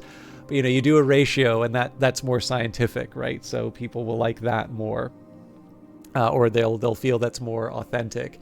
And then, you know, you attach it, you know, maybe like to a band or something like that. So, you know, you find a band with like 4 members or 5 members. So, you know, like 1 in 5 people got cancer from this, you know, Monsanto, or I guess it's Bayer now, drug. And, you know, that's like a member of NSYNC, you know, being killed because they ate some apples, you know, they let you down. You know, that sort of, obviously I'm not going to be writing for the Colbert Show, but like there is a formula that when you know to look for it, they actually hit that almost as a cookbook. And again, like it's a successful show. It worked. And I think when it's good, it's quite good. But they're definitely, it's one of these ones, and I think this is where Underwater Monk's going with the comment, is that if that is your only source of information, if that is, you know, your sole source, you are going to have a really distorted view of the world, and one where I really do think that it's created a much larger set of problems than I think people are comfortable admitting. For a really long time, there seemed to be a style of comedy or a style of quote-unquote news, which would sort of do the Joe Rogan just asking questions thing. But, or like, you know, instead of just asking questions, it'd be like, you know, oh, I'm just a comedian. but the premise and like almost the punchline was always, you know, our side is smart, the other side is dumb. And it shifted from being, you know, specific instances to kind of an axiom. And as a result, you know, people just kind of stopped caring about that critique. And of course, this isn't there isn't a single source of blame on this, but I think it would be fair to say that there is a deep undervaluing of expertise right now across the board, right? I definitely feel that there is a much higher premium for orthodoxy than there is, you know, genuine rigorous analysis, particularly because it's very hard to do, right? It's, you know, if I can try and explain, you know, statistical inference and how you probably shouldn't abandon p-values, but a p-value below a certain threshold is not the only thing that you should be looking for. And, you know, the replication crisis in psychology, like people's eyes have glazed over, and I'm just setting the table for being able to understand some of this stuff. So I get it, but I don't know, like, I guess there's a certain point at which you say, you know, it's nice to enjoy all of the benefits of the world that we currently live in. You know, I'll take 2025 with its, you know, all of its drawbacks, and there are many, to living in a world like what's depicted in Senua's Saga. There's a wonderful line from Ovid, you know, let others praise ancient days, I'm glad I was born in these. I think that's him sort of poking at Livy. But, you know, I think there's a certain point at which you need to say, you know, we have many benefits for living in the age that we do, but perhaps there is some value in recognizing that there is also a certain set of expectations that, you know, you do actually kind of need to understand some principles of reasoning, that maybe it's not enough to hear, you know, many people are saying this person's not good, but instead, you know, you can look at the person's claims and judge for yourself whether or not they're objectionable. And there's going to be room for disagreement on that. But I also think a lot of those disagreements are probably not the red line issues that they're being made out to be. But again, you know, if your priority remains entertainment, if your priority remains your comfort at, you know, above all else, that can be a very, very difficult, sort of barrier to overcome. Yeah, if your opponents are always presented as obviously wrong, then you never develop real critiques of, and your opponents never have a reason to listen to your side at all. Sometimes the truth isn't obvious and can't be communicated via joke or one-liner. Agree completely. So, and of course, we're returning to why I just find this idea of different perspectives, you know, and Senua's sort of weakness, you know, going from the first game in which she found someone who understood her, and developing sort of an acceptance of who she is, and being able to come to terms with that, and that further being developed in this game and becoming something which allows her to, you know, see literally another world in this case, but I would argue a better world. This is definitely why I find those valuable. I know there's a mental health dimension to this that they want to say, but I'm very intrigued by the fact that you can actually tell this story without tapping into some of the other things that they wanted to say. And I definitely like it when you have that economy in terms of storytelling, where you have enough space to get a few different ideas coming through. Anyways, like I said, this was going to be a bit of a break for me, so I'm glad we got a chance to chat. I like it when the game sort of provokes ideas and people participate, because obviously I have the mic, so I'm going to be monologuing, but it's nice to know that people are still engaged and interested. So I am going to put up the break sign, though, and maybe get a little something to drink, a stretch. I would encourage you all to do the same if you have been with me from the start, or maybe even if you've just come in. And for those of you that like the advertising, your time has come. But I'll try to keep it reasonably brief, but I do know whenever I need to put the kettle on, it sometimes takes a little longer than I was expecting. So I will be back as soon as I can.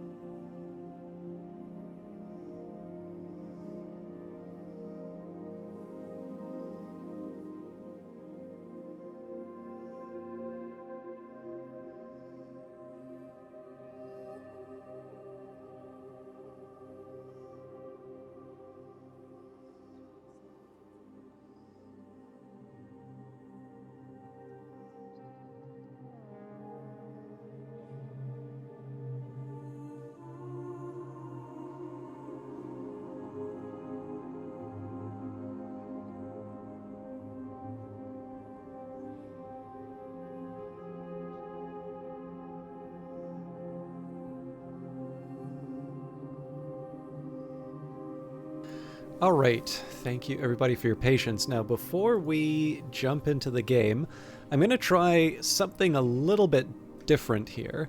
I'm also going to try... So I haven't updated my drivers. There seem to be some new drivers that were released today. There's no point in shutting down the stream just for those. But what I'm going to try, while I don't think it's going to make much of a difference for the stream, I am going to try and close out any other applications. I'll maybe keep the browser open.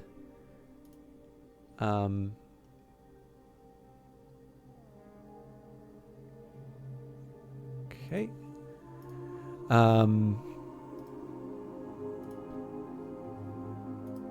Yeah, I'm just going to exit out of any programs that I can find short of my browser. And of course, Game Pass. That's probably not a good idea for me to...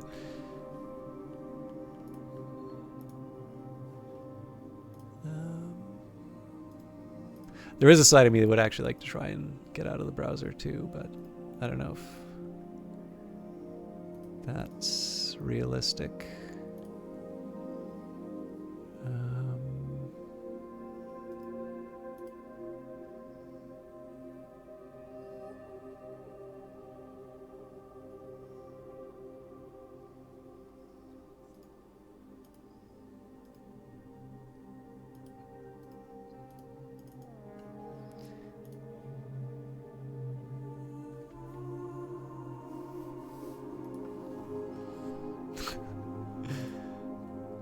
There are some pretty clever people online.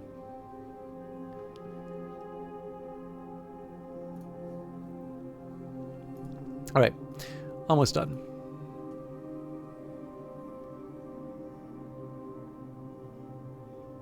You know what? Yeah, I don't think I can risk closing out the browser. I want to, but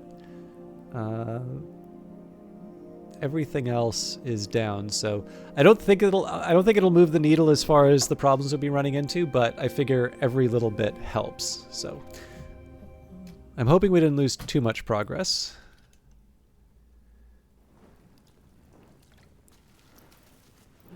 What? A light. Where is it? A light at the end of the darkness. They're coming back. They're here. Look at the light.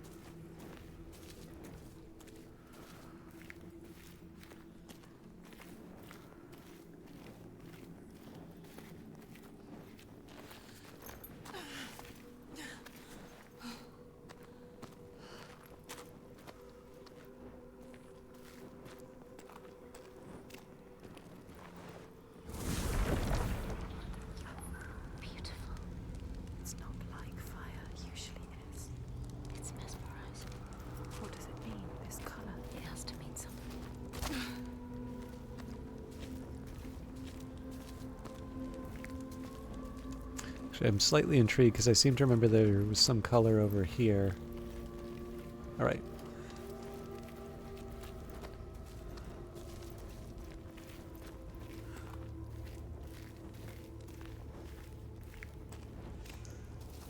But yeah, so to the earlier point on Cultist Simulator, right? One of the... More darkness. Never easy, is it? Always darkness. They failed the test. What were they looking for? Will you fail, Senwa? More rock, more darkness. Is she lost?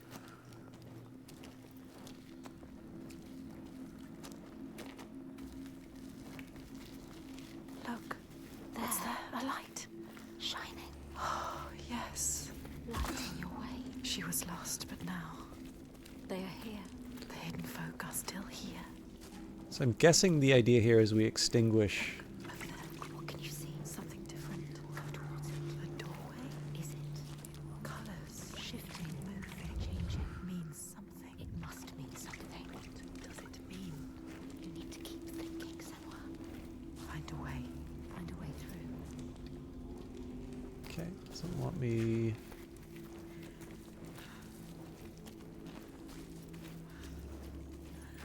But yeah, so sometimes when you're dealing with sort of these very strange occult tomes, One of the reasons why you'll see these codes. There, follow me. Beautiful. Entrancing. What does it mean? Must mean something. Something to be done here. What's to be done? To do. Find out. I'm guessing this isn't a perspective thing. So my guess here is you extinguish the fire. But basically, you when you have this, this hostility, you have people who are potentially going to cause you harm for these writings, and of course you're going to write it in code. And I mean, this is you don't even need to go to sort of Deep Dark Mysteries Volume 1 through 6. This can be as simple as I would assume, at least in the West, people are still kind of familiar with the Book of Revelation, the book that launched 1,000 heavy metal covers, right? And the idea of the number of the beast, right? And this code that the intended audience is going to be able to understand. So it's kind of fun. I mean, again, I don't necessarily know if the connection's an interesting one to draw, other than the fact that I know there's a number of people here who are interested in the Weather Factory games, and the fact that it's this secret world of the occult that it deals with. But you kind of have the similar idea in terms of the hidden people, right? Where you have these people who don't necessarily, by the way, I'm just a little, okay. Who are relying on these signs and secrets to make sure that only the proper people are finding them. And of course, this idea, the meaning of Hermeticism, but this idea that they're sort of closed away and separate from the rest of the world. For those of you that like those ideas, by the way, there's a book by Neil Stephenson I like. Definitely one of the more challenging of the books of his that I've read, but called Anathem, which I think some people will really dislike. But if you like those ideas, I actually think that whatever challenges you may have at the start, I think by the end, it will reward your patience.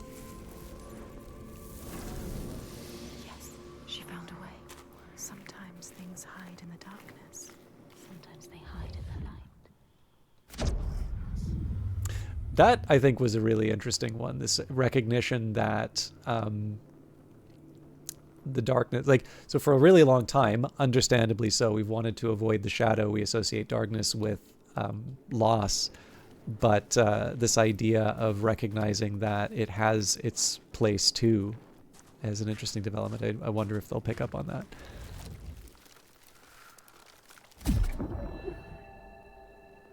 In this place, they know that sometimes the hidden folk will take their children and leave another in their place. These children may look the same as their own, but will be dazed and far away, or ill-tempered. And you know then you have a changeling in your house. Also, that is very funny, Underwater Monk. I am way too gangly to even consider something like that.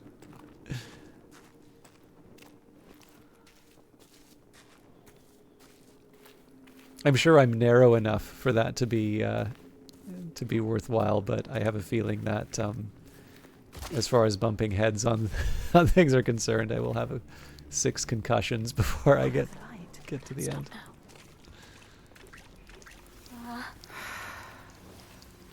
And yet more darkness. More rock.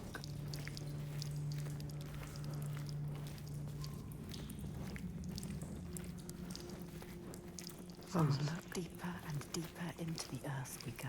This could still be a trick. It could still be a trick. You could be lost here forever.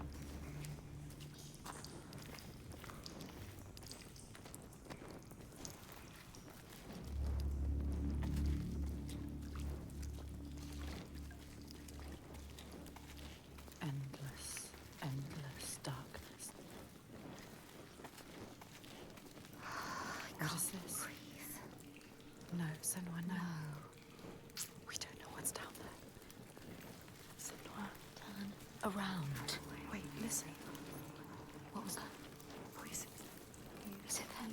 Are they telling us? What are they telling us to do? There's only one way to find out.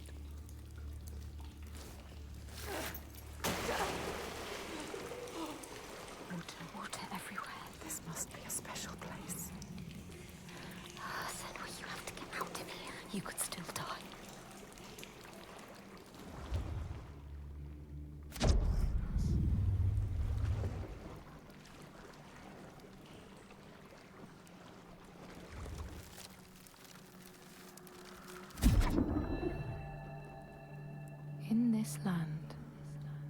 people cannot raise their children, they will leave them in a sacred place for the hidden folk to take and care for. Sometimes these children come back, but it is said that they are changed with a wildness in their eyes, and their parents do not want them.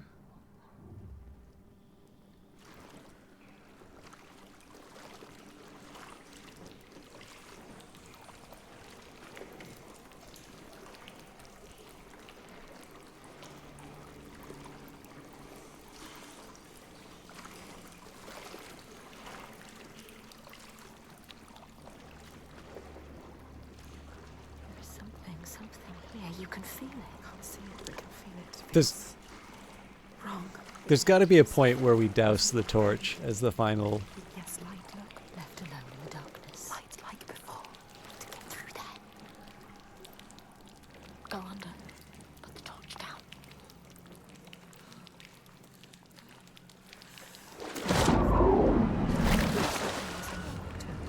What was it? Did you feel it? It felt like something dark. How much longer can we survive down here? I can't.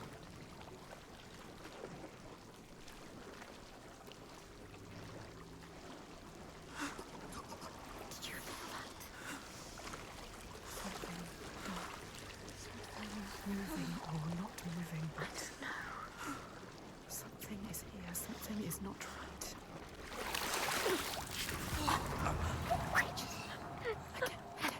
Yes.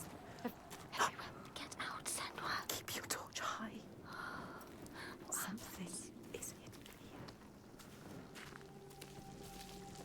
Through there.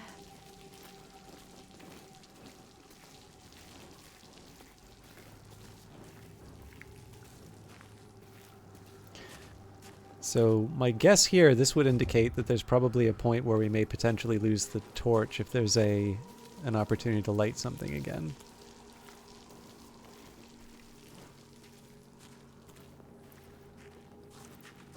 There is a path to find, Senwa. Where is it? Always the most difficult way to go.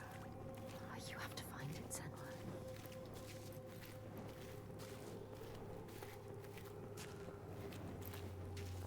And yeah, Underwater Walk, I think you were here for the very start too, so you know that... Okay, so I think each time we hit one of these, we're going to have to reset. I think you were here for the start where they're even sort of outright hostile in a couple of cases, although definitely much less so than the earlier game.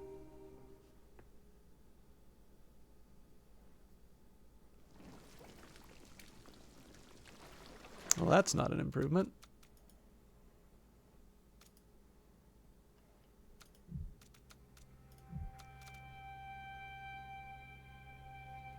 Yeah, so I don't like that. That, on the other hand, is more like it.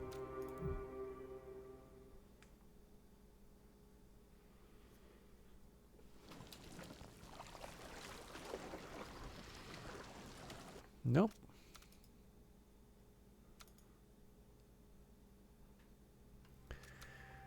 So I think I'll try two more things. I'll try a little more time on this. I don't think that should matter, but... and then the other thing I'll try doing is fully exiting out of the game and then loading in again.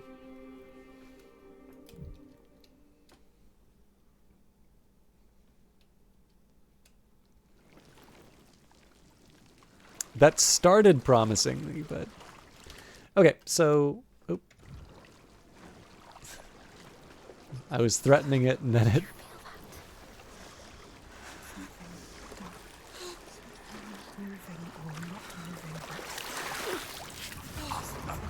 Something is not right.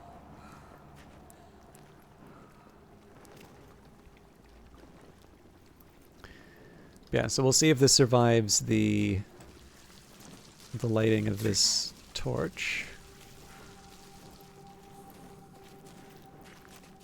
There is a path to find, Senwa. Where is it? Always the most difficult way to go.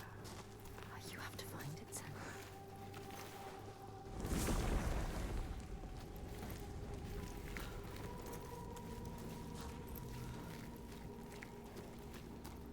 So I'm guessing I can't, yeah.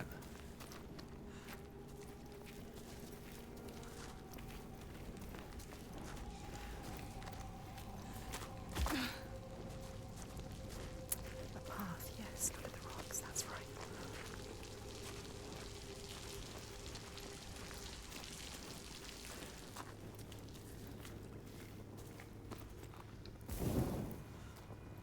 The light will guide the way. Will it? You have to trust it. This is a different kind of light. What else can you do but trust it? She doesn't have a choice. So again, the fact that there are these things that are lit. Oh, actually, you know what I think I'm supposed to do?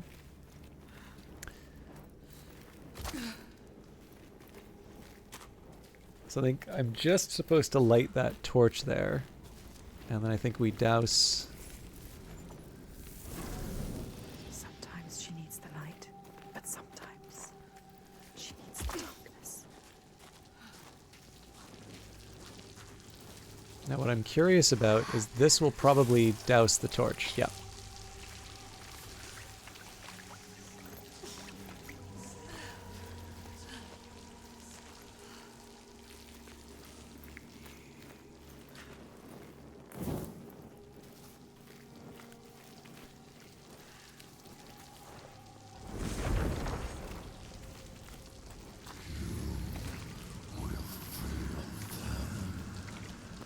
Something dark calls to us. What is it? Speaking to you. Asking for you. What does it want from us? It knows we are here. How can we prove ourselves? It feel us. She has to prove herself. You must.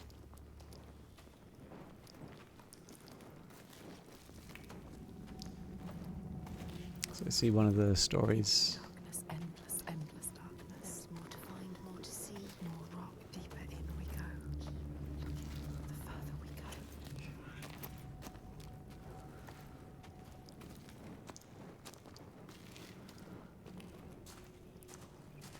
Okay, so I don't think I can climb up there.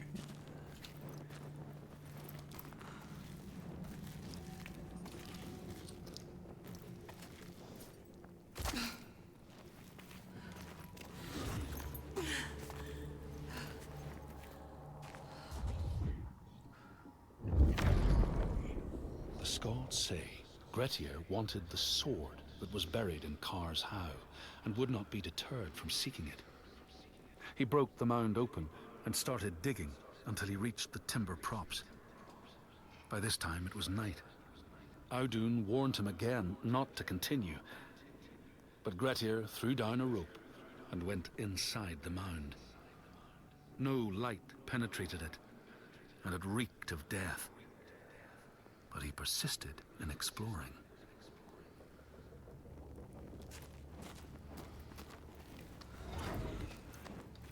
The hidden folk. They made this. They want you to get lost. They take you away. And when you return, Years have passed. will that happen to us? No.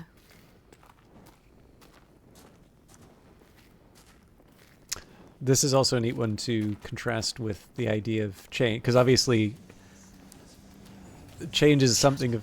Shadow. Should you follow? I don't know. It disappears and leaves her in the dark. The darkness reveals. This place is playing tricks on us. I don't like it. They are waiting. They are here. They are lurking. Change is something of a complicated idea to deal with. You know, in one sense, it's really encouraging for parents to be like, oh, you know, our kid went to college, you know, we're so proud of them. Kid comes back from college and has a certain set of ideas that they didn't like, and that's a lot more like, oh, they went off and they were kidnapped by the, you know, by the hidden ones, and we have a changeling in our house now. And even for ourselves, right? I think, you know, most people with the prospect, even when they have sort of a job they don't like very much, it usually takes pretty catastrophic circumstances or a really good opportunity to actually get them to make that. Remember the darkness and the water. They know what you're scared of. They can hear us. They can hear you thinking. They can hear what we fear. Wait now. The hidden folk are toying with you now. There's a reason for this. Playing with you. They're testing me. Can feel that something is wrong. Can we turn back? Is it too late to turn back? The hidden folk have grown malicious. What's that noise? Something growing, something coming. I can feel it. Something is wrong here. Yes, It's opening up. there is darkness in there.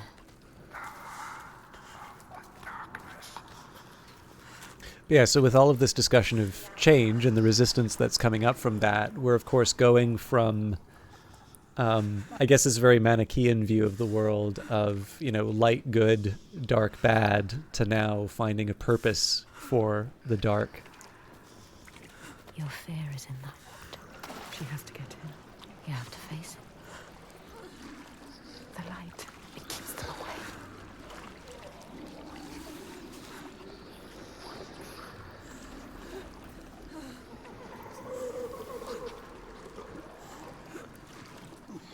Don't listen to them. I don't like it. I don't like it in here. I'm trying to take you. You're preying on your fear. Don't let them.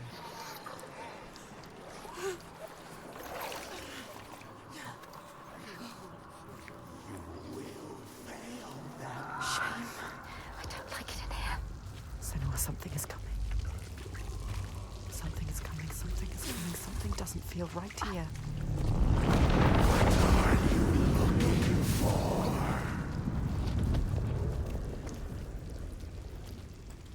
You're not worthy of our aid. We can see your Don't go in without light. They will drag us down. We must find light. We cannot continue without. Okay.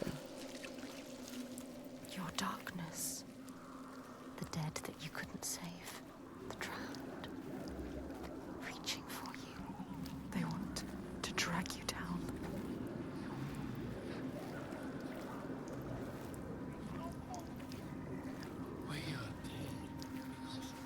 Listen to us. Listen to yourself.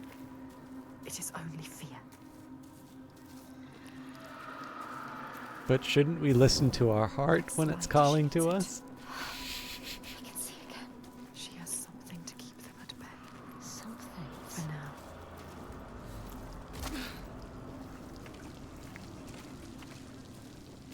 This pool of horror.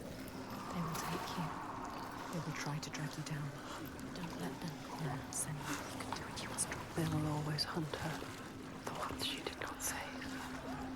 Clasping her desperately, iron bands around her, dragging her down with them, imploring eyes and outstretched hands, until they fall away into darkness, only to rise again. You like that light? Nah, we're not. You don't get that for too long. Don't let the torch go out.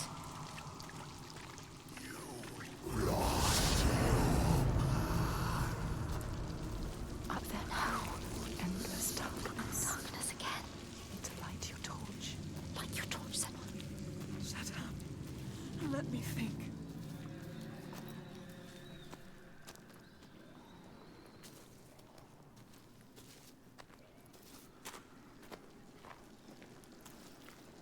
Take it. Yes.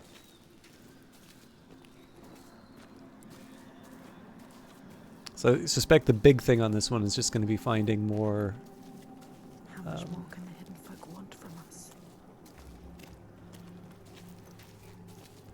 Basically, I think I'm going to want to find as many of these as I can. As much light as you can make. Is there enough? As I was saying. The ones you lost, everything you regret, your shame, your pain. Turn your face to them and open your eyes. You can only hide for so long, and then you must take the plunge.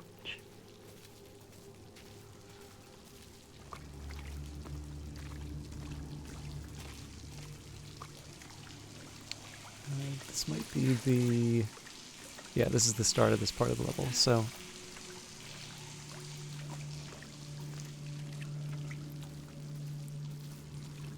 So it seems to think that at some point... Yes, follow it. A path of light. Path of light, you have to go there. Oh.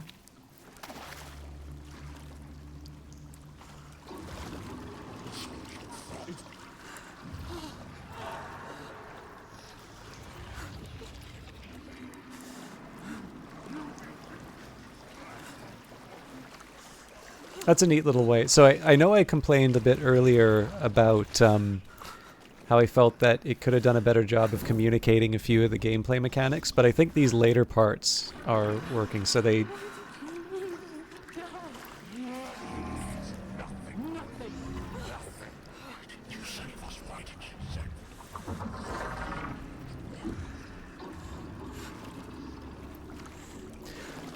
I think they did a nice job of introducing the idea of the light that isn't just from your torch as a tool that you can use. I'm going to assume that that comes up later. The time is now. There is no other way. Put your head under water and take a deep breath.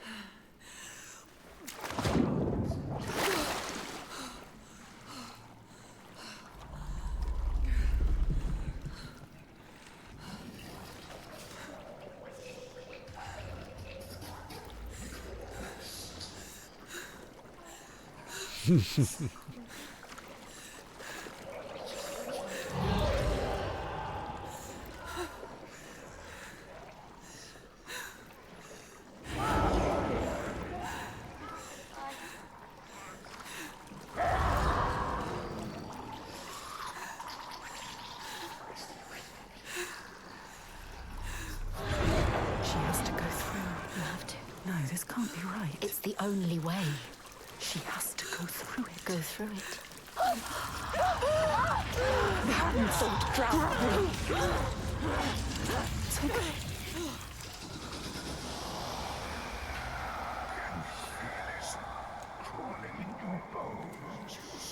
We are done with this now. We are done with this. Ask them, when is it enough?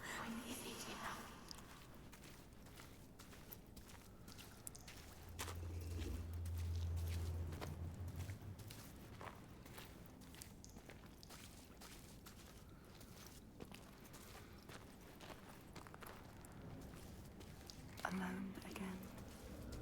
Some things can only be done alone. No sunlight. Just the darkness.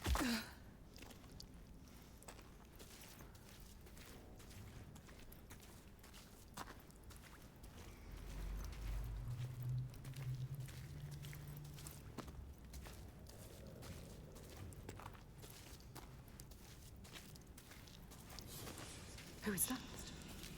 I thought we were alone. I thought we were alone. What is that? Is that? What are they doing? In the end lies the beginning. Make your way, and you'll be rewarded. Rewarded? And if we don't make our way? They will kill us. No. Yes.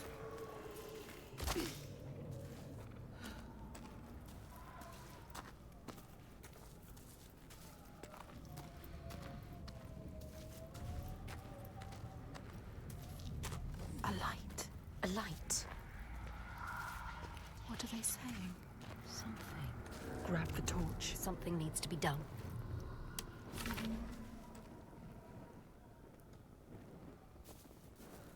What is this place? Sky. Beautiful. How is it possible? Too deep for this kind of Beauty.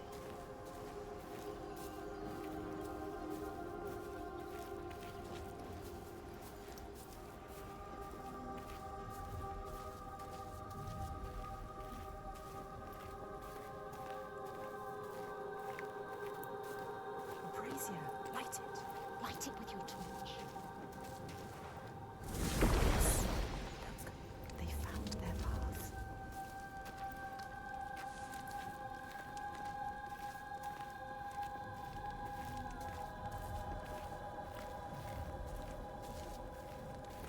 May not have found mine, though.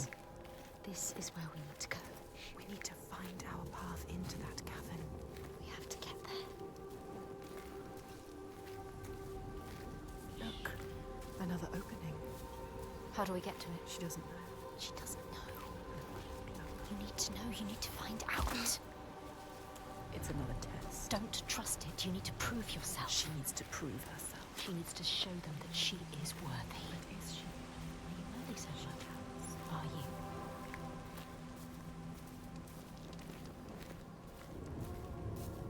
The way is blocked, but It can be changed. change the world and make your path. Make your own path. Testing you still. They're testing you. They are laughing at you. They can see everything you do, every single mistake you make. Another test, another test, another test, another test. When will it end?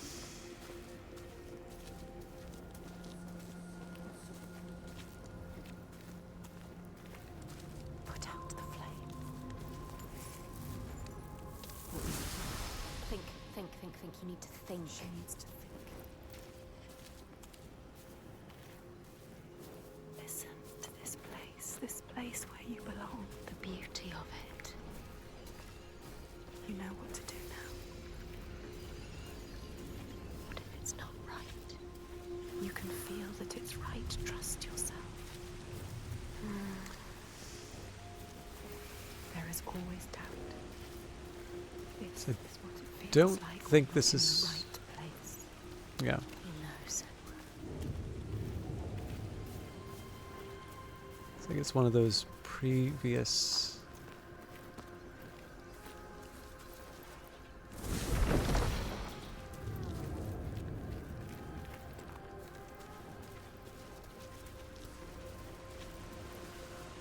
Nope.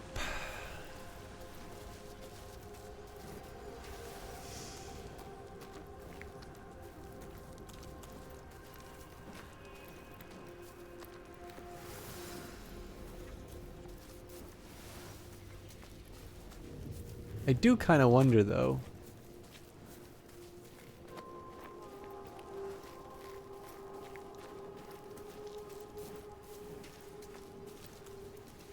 I should have kept a slightly better track on what was enabled and what was disabled by these different areas.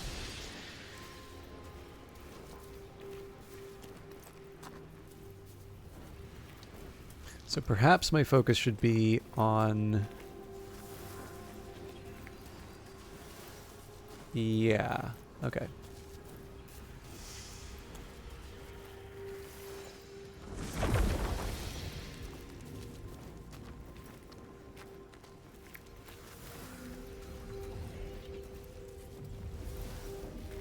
I think I may actually want to activate this second one as well. Yes. That's it. She does know. Look, The path. it's there. She knows. She understands. Yes, she knows. She had the torch. Give them the torch. It's all she knows. She can't give it to them. You'll be trapped here forever. You won't be able to see. Now she's trapped. Stupid. Stupid. You need a torch. You can't do anything without your torch. Trapped here now forever. Forever. There must be a way through. That figure. Ah, yes, there. A path. You can do this, Senua. Wisdom lies beyond. What's that? Light. Light everywhere. There is a path to find, Senua. Where is it? Always the most difficult way to go. You have to find it, Senua. They are making you work for this. So I'd make a... What is it? What does it mean? Which rock are they referring to? So I'm guessing here I need to pick up a torch, or maybe I'm just picking up my old torch that I saw the... Well, easier said than done, it turns out.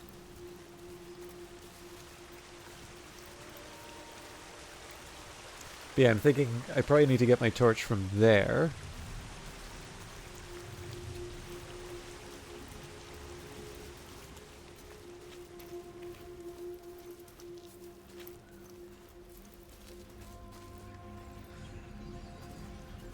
Like, it's pretty clear that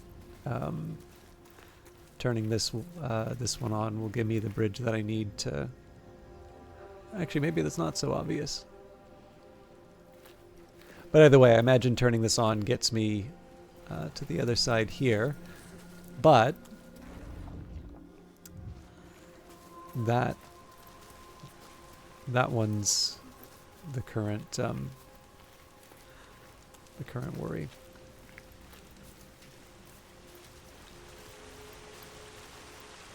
Unless...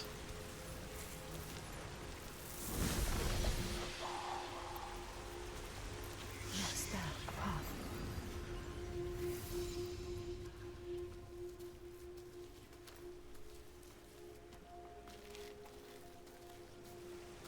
There it is again. That figure. What is it doing? The torch. There.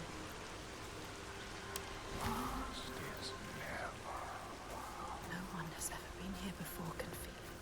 Unlike anything you've ever known, she is the first person to get this deep, this far. Deluded Daybreak, thank you very much for the raid. I saw you were doing some more Rift of the Necrodancer. For those folks, for those of you who don't know them, I've been reluctant to tab into the chat for the simple reason that the game's a bit fragile on PC. But Lord Gloom is a broadcaster.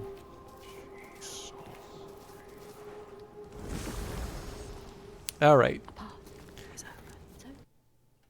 I have to go back to the main menu. Although I guess this does give me the opportunity to do some shout-outs. So Lord Gloom originally found me through Brace Yourself Games' wonderful Cobalt Core. Player of card games, player of Tarkov, player of War Thunder. But definitely somebody fun to hang out with. Actually, I think you've also done some art, if I'm not mistaken. Arts, crafts. And of course, yes, Deluded Daybreak also is somebody who found the stream through Brace Yourself Games. In this case, the wonderful demo of the now released Rift of the Necrodancer. So that one was published by Clay, who I think actually had either published or at the very least supported the original Crypt of the Necrodancer. But a wonderful group of developers who had a small publishing arm for a while and have made Crypt of the Necrodancer, Phantom Brigade, Industries of Titan, and now Rift of the Necrodancer. And I keep shortchanging them. They also made Cadence of Hyrule, but I only recently got a... Well, not so recently, but I haven't had a Switch for the majority of the period that Switches have existed. And Deluded Daybreak was doing Rift of the Necrodancer, and I can share, actually plays it at a very high level. I think you said that you'd cracked 400 on one of your best songs. But in any case, somebody who plays the game at a high level of skill, in addition to just sort of enjoying the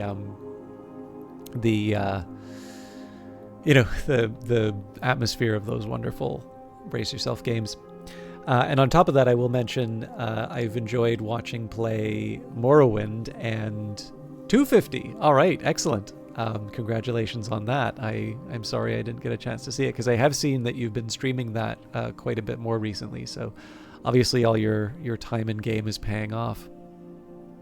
But I will also mention that I have watched Deluded play Morrowind and Oblivion, and of course Oblivion just got its recent remaster.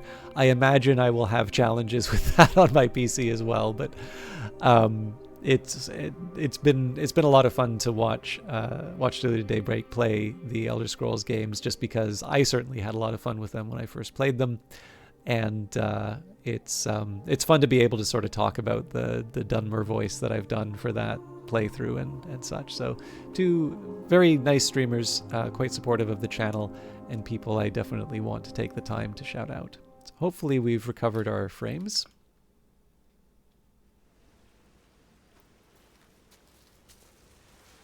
There it is again.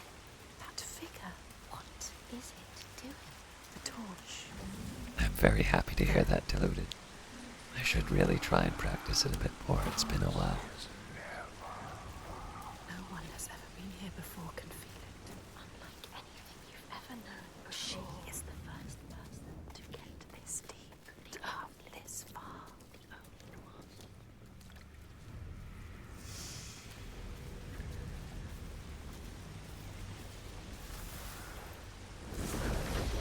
Hidden. Not anymore. No.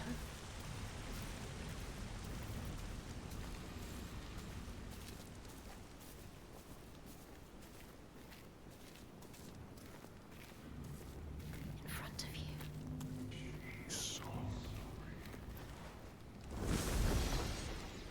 A path is open. It's open. Can she get through now? Can you get through?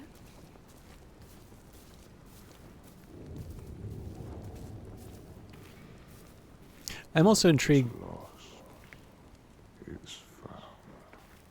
I'm intrigued by this idea of We are close. Remember what they say. Rewarded. Rewarded. With what?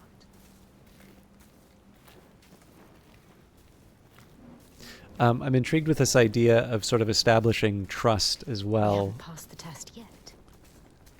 by Over there. Where? The cave. Back to the beginning. Now what? No. She has to get over there.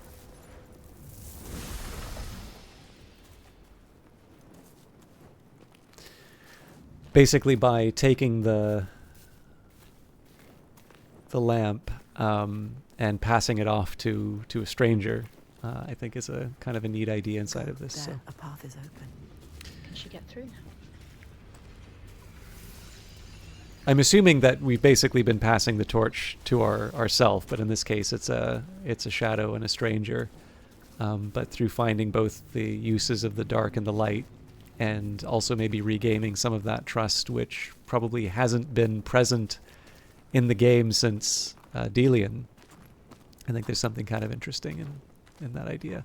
So what I would imagine is we're going to pass this torch off, and then we'll see, yep, the shadow. Find a way out. Trust yourself. Trust your instincts. The way will find you. The path will find you. Watch.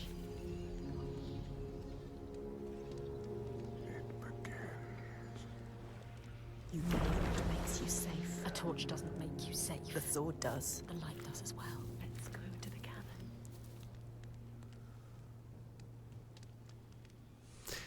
But yeah, so there's something I quite like this this idea. There's something kind of neat here about again when we're talking about the slavers, this idea of people, grasping and trying to do the best that they can in a horrible situation, leading to just kind of a continuation of the misery.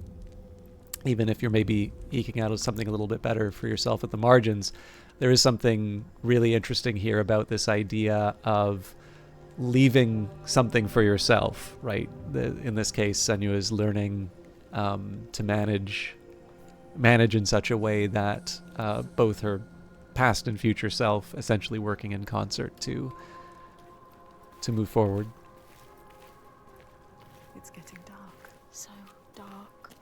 We are going into the darkness again. I No. don't want to go into the darkness I again. don't want to go into the No, darkness no, either. no. Stay again. here. Stay here in the light.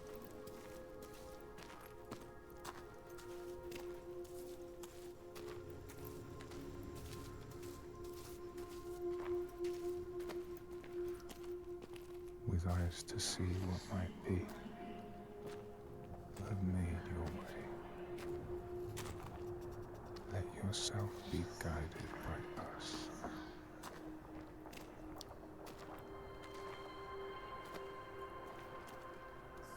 This is our reward.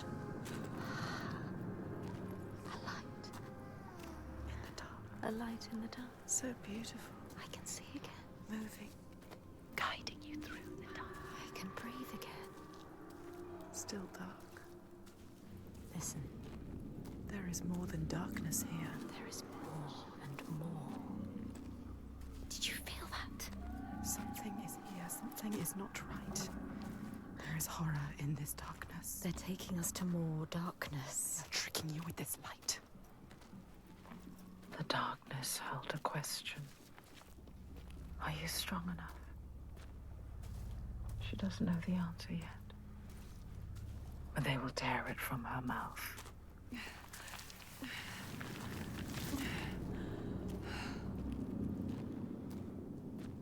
Don't make a sound. I can feel them.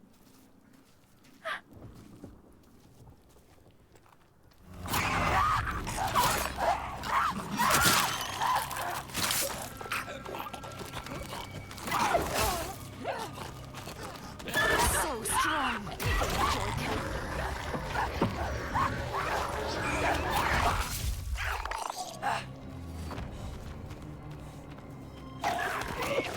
Ignore the pain. You are faster. You have a purpose. Toying with, fight, clever.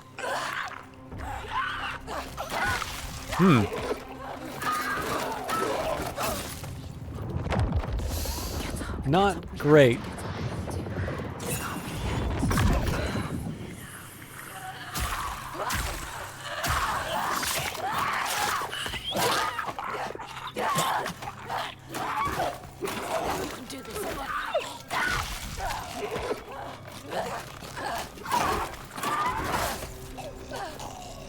So I'm not 100% sure how to avoid all of these attacks.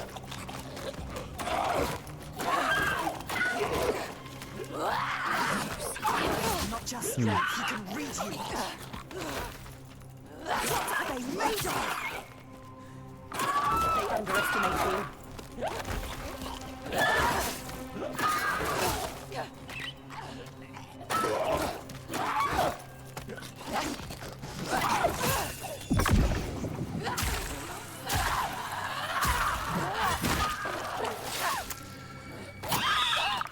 All right, let's see if I can do a better showing on this one.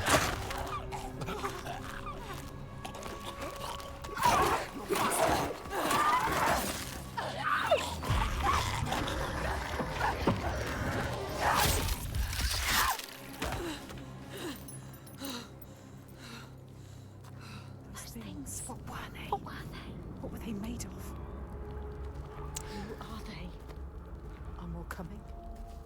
When will it be enough? Are they trying to destroy you? Just follow the lights, and they will show you. They will lead you, guide you, let you through.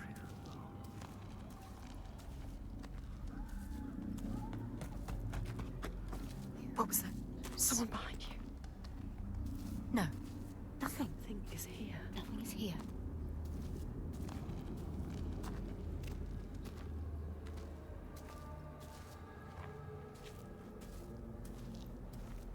Why are you following?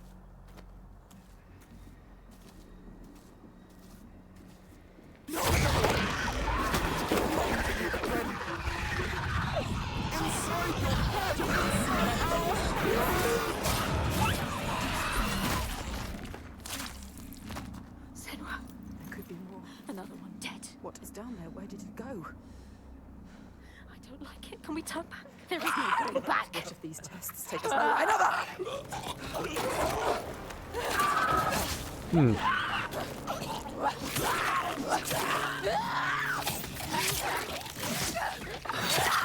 So I seem to be getting a little bit better at these things, but They betrayed you. They wanted you to die. You cannot trust them.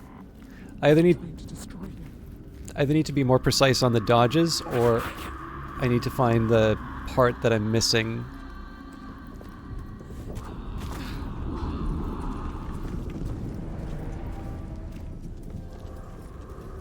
They're right there.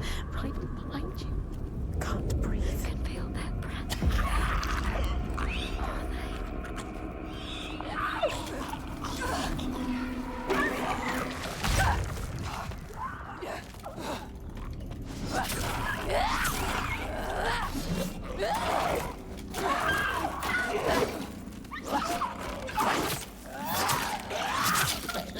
All right, I think that was a little better.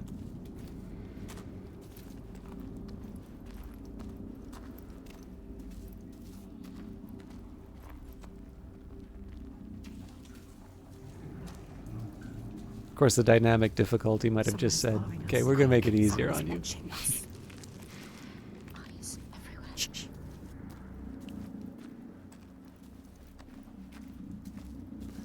I'm intrigued. You'd normally think that I'd be hopping down this, but the game's obviously pushing me to this. Look, an entrance.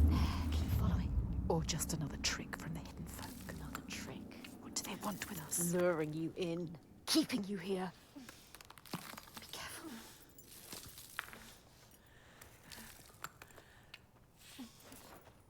Did the lights.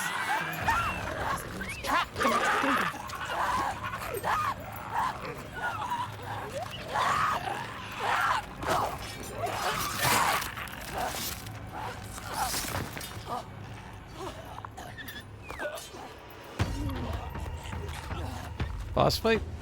You are faster. It's better than you. Whoever wins.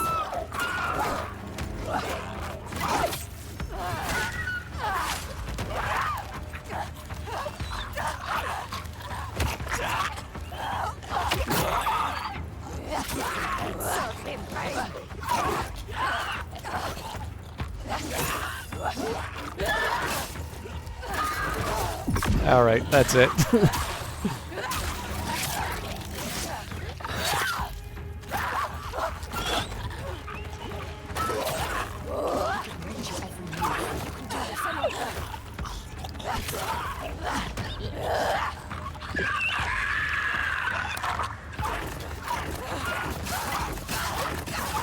Wow.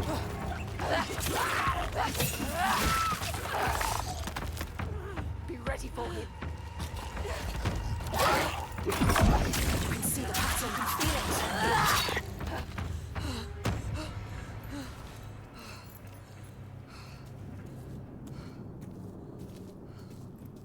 So I hope never to have to deal with one of those enraged ones again. Them? Are they calling us? Just the caves. What does it mean? It's nothing. So cold. It's nothing. Don't think about it. Don't let. Wait. Are they here? Then you will meet your destiny. Can you feel them? Within Just the gonna peek around the depths. corner. Okay, same spot.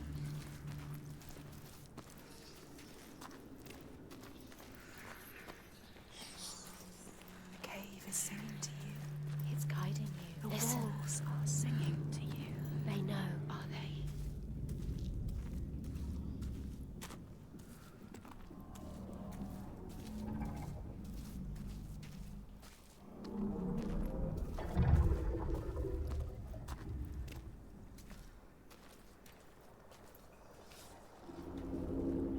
Who is it?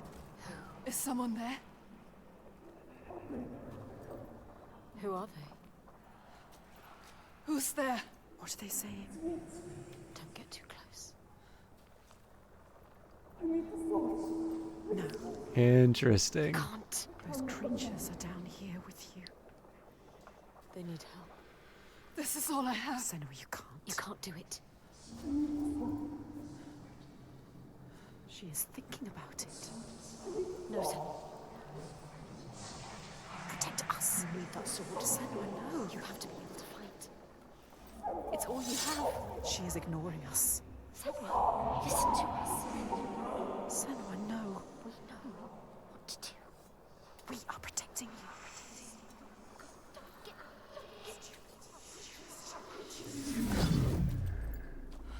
What are you going to do now? Sacrifices must have meaning. She has given away that which makes her strong. A protector. A avenger. The thing she grips tight when darkness overwhelms her. What is a warrior without her sword? What is she now? It's a really She good must moment. forge a new path, defenseless against the dead ones. The armor has fallen away.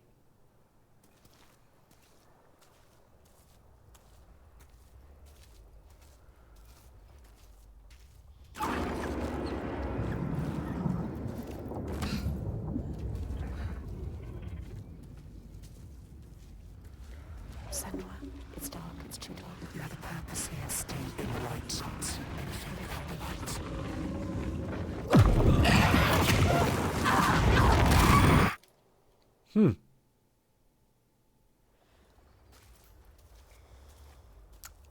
I'm not 100% sure what I did wrong. Always more to do.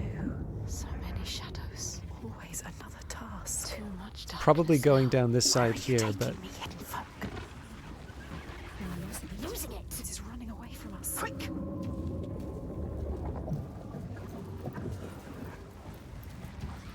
Move so fast. yeah, so it kind of rushed me ahead, and then I was moving during the. I can't see anything. Sorry. I don't think this is the right way. To get out of here alive. Move, quick, faster.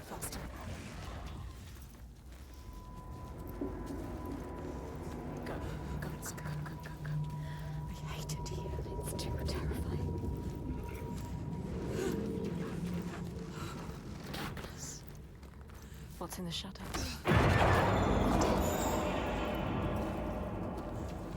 I don't like it. Creatures moving. Shapes scuttling in the dark. Shifting.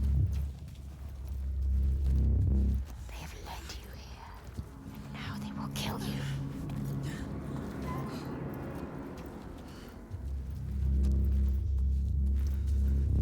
You have to follow them. We have nothing, so Or you will never get out. never you will die down here all alone.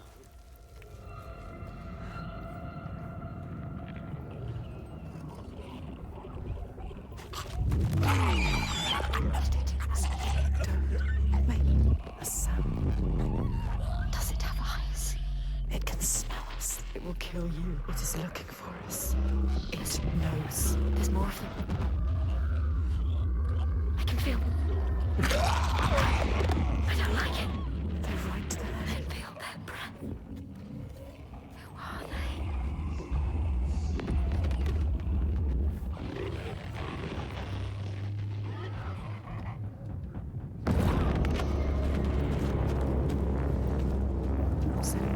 It's dark. It's too dark. You have a purpose here. Stay in the light. Can't see anything without the light.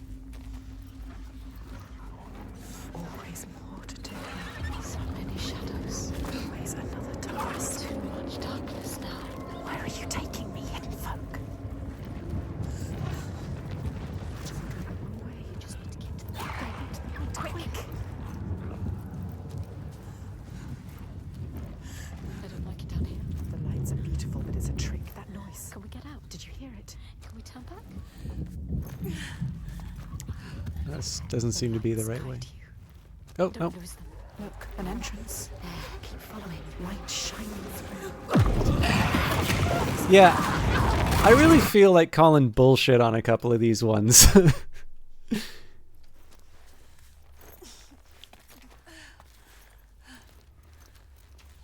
Look, an entrance. There, keep following. Light shining through.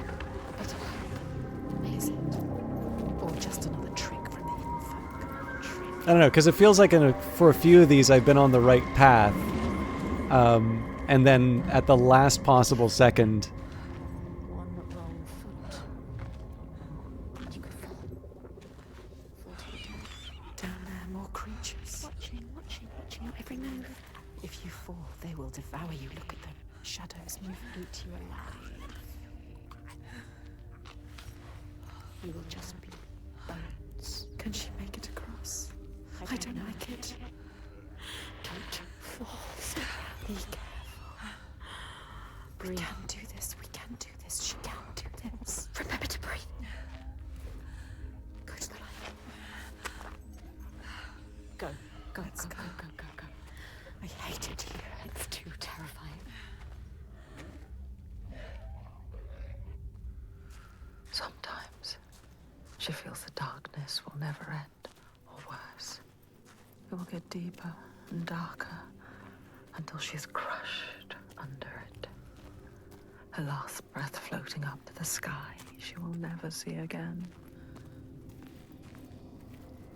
But it is over. There is a shift, an invitation. They draw her onwards, just out of reach, but there. She's close now. So I'm assuming this ends with the moment where I'm calling for the sword at the equivalent tunnel.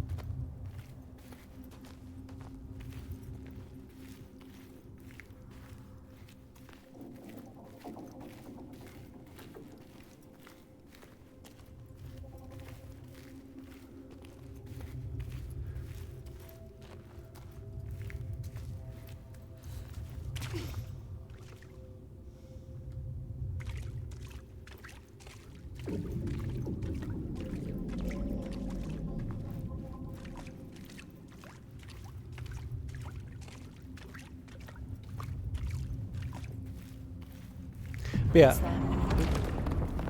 The hidden folk. She is close now. Can you feel them? Can you hear them? Close to their world. Their world. In that previous section, it's funny that there was the moment when sort of the giant was appearing, and sort of the fire was coming. Last test. You could see. This is the last trial. The hidden folk are here. They've tested us so long. That figure again. Who is that? There. The tunnel waiting to go. Get over there. She needs to get over there. How will she do it?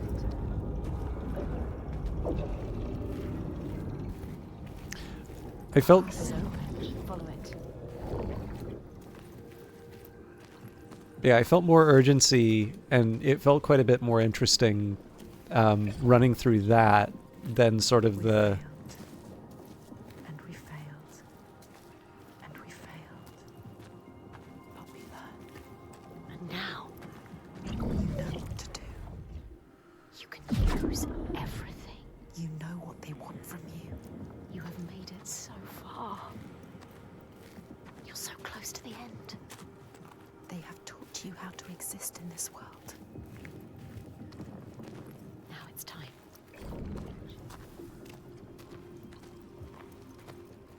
I'm gonna admit I'm not 100% clear on what I changed.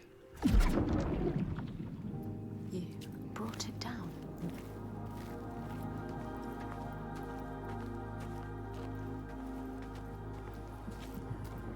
But yeah, I found the run through the fire really interesting, and then I found that run through the darkness more annoying than anything, which is a bit of a shame.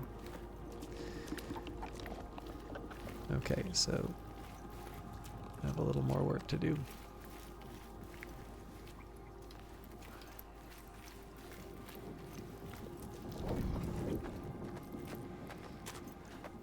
Ah, now that's an interesting Path is problem. closed. It was open before. What does it mean? The fire Will give you the wisdom you seek. will be free. You will know what you came here to know. The hidden folk will show you. But first you must show them. All right. Show them what you can do now. Show them that you understand this world. What you have learned.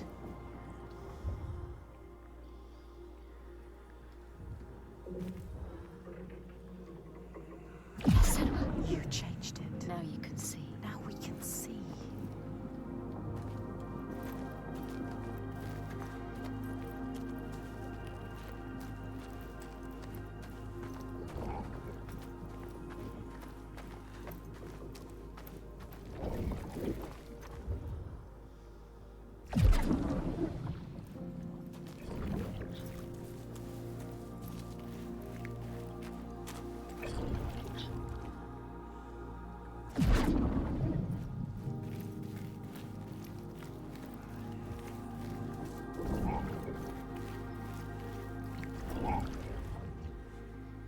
Yes, the tunnel.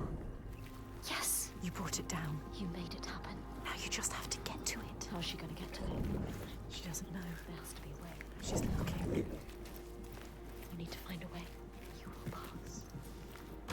You have to.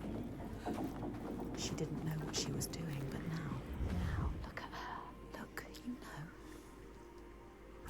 She knows how to look at it. There is no way you can fail. She knows how to find a new way. You were a warrior. She understands their world.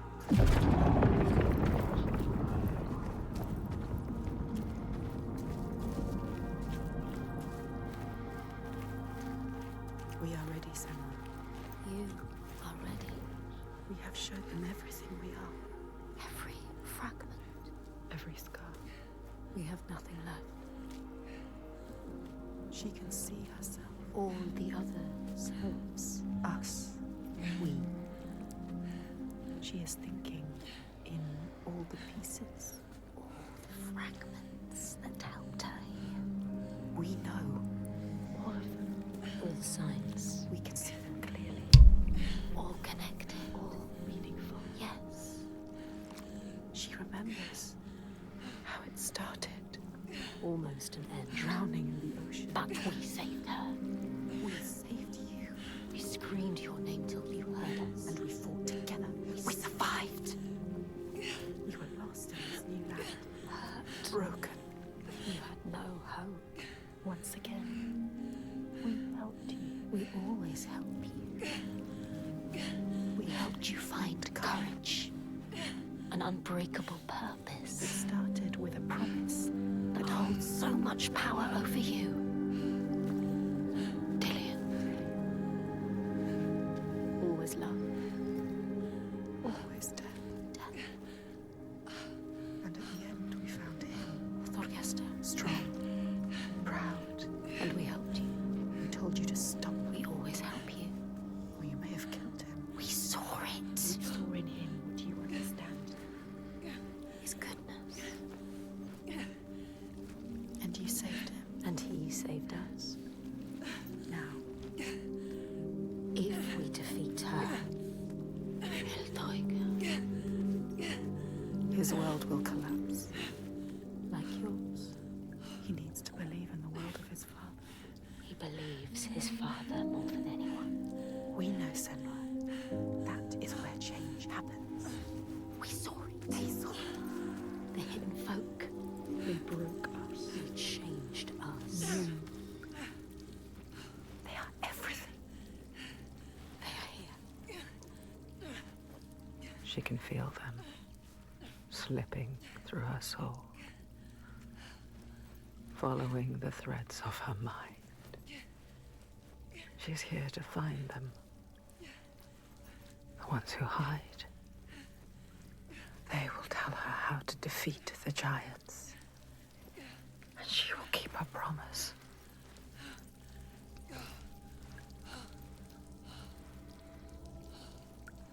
But it's never so simple, is it? Wisdom has a price. There will always be a part of you that changes. A part of you that darkens. And a part of you that dies. Over there. That pool. I can feel them. I can feel them everywhere. The lost ones. They are watching us.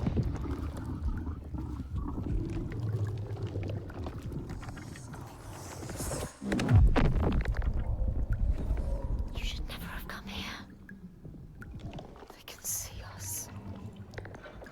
What is going to happen? It's time to find out. How can we make it happen? It's time to find out. Why are they watching? It's time to find out. What are they waiting for? Senua, what are you waiting for? I'm here. There's someone here. Watching. More than one.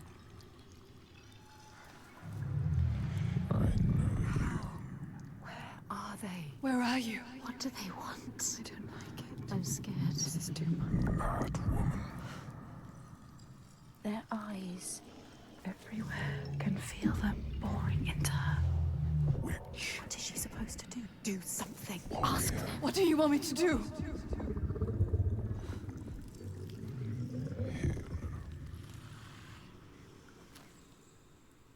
Lost soul who fought through hell to find us. You were lost.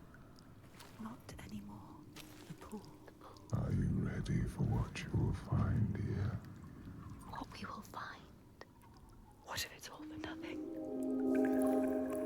What is that? There. They are waiting. There. It's them. It's you.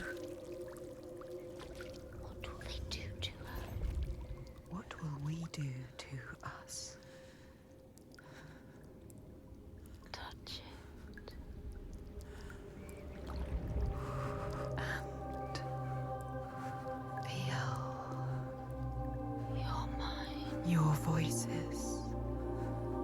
All the parts of you that are broken. You can be whole.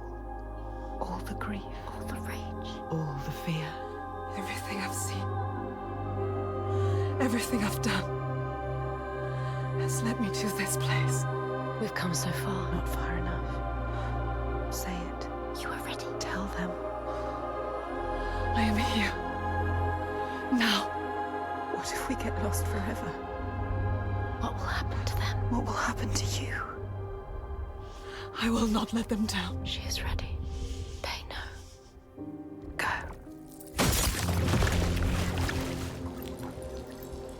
Who are these around you, Senua? Those you have saved. Those you have led to death. What are you becoming?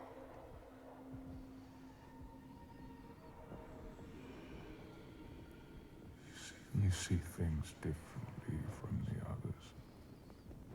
Look, and you will see her.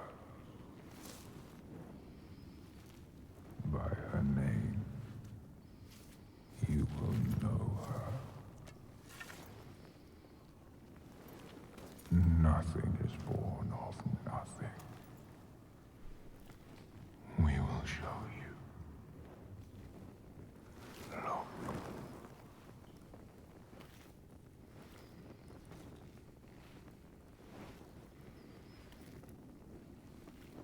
In the first days, the air was sweet and fresh. The ground and the sea gave up their bounty. They knew that after all their fighting, they had found somewhere to rest, somewhere to carve out a home.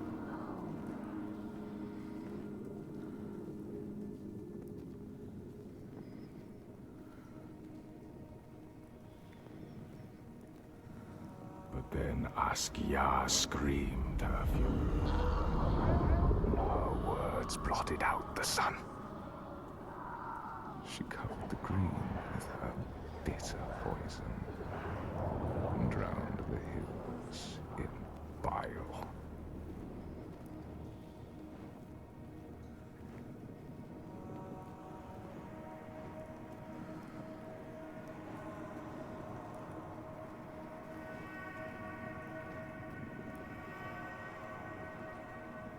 Nothing could breathe through her hatred. All their animals choked. Their crops withered in the ground. And the people withered too. The woman had to leave her home and go in search of food. But everywhere there was nothing. Where were their gods now?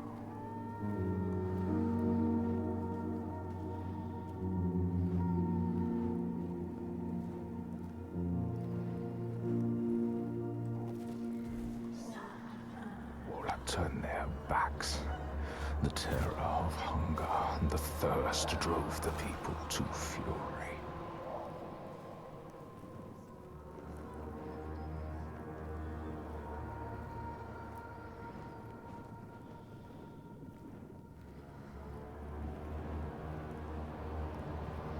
As is the way of that kind. The weak lost all to the strong.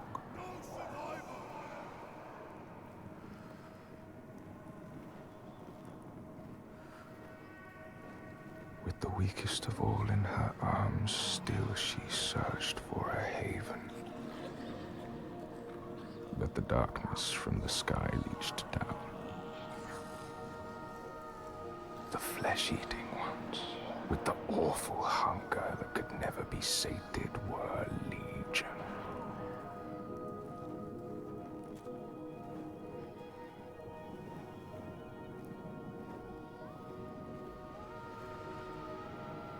And death held dominion over all.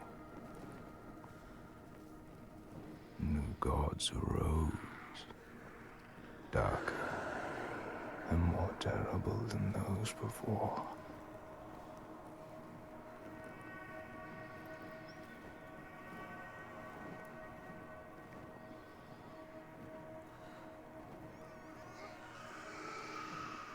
She could not let the child live in such a world.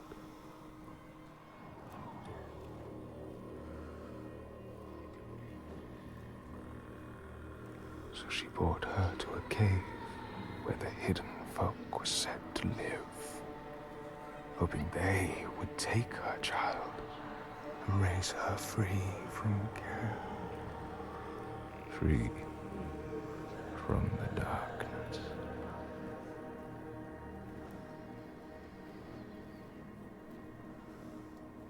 She had nothing to feed her now but her rage and despair.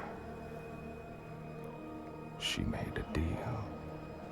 I will give myself to you, Askia, if you will give me the power to triumph in this world you have created. Take my life and give me your death.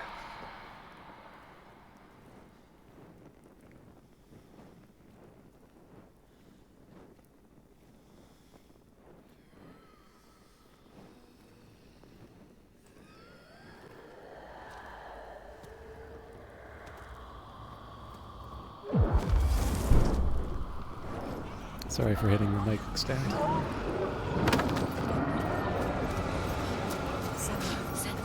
Help! The creatures. Help me! All around. Everywhere. You need to fight. It's me. It's you. I need the sword. Please hurry. Make her give you the sword. I Make can't her. let them down. You need that sword. You are nothing without your sword. They're coming. I need the sword. Senua, now. There's no time. I need the sword. Please. Hurry. Take it. She survived. Survived. Without her sword. And now she has it back. Invested with her sacrifice. All her blood that might have spilled. All the deaths she might have died.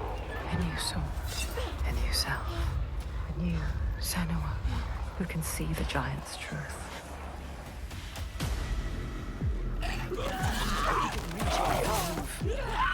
You are faster.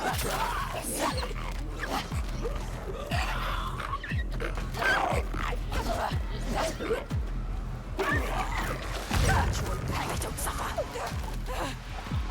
Got him in the heart. He has no heart.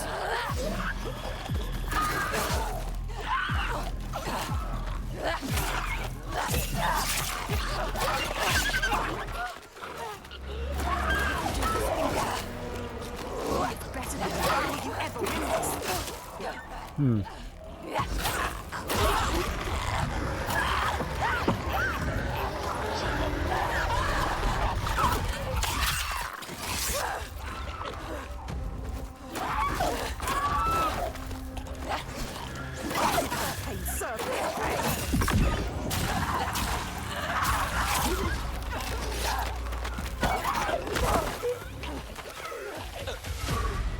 They underestimate you.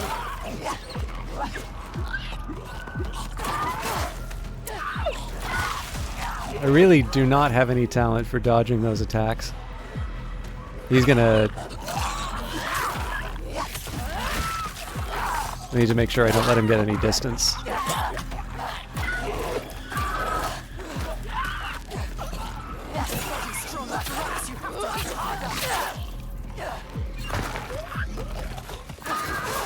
Ah!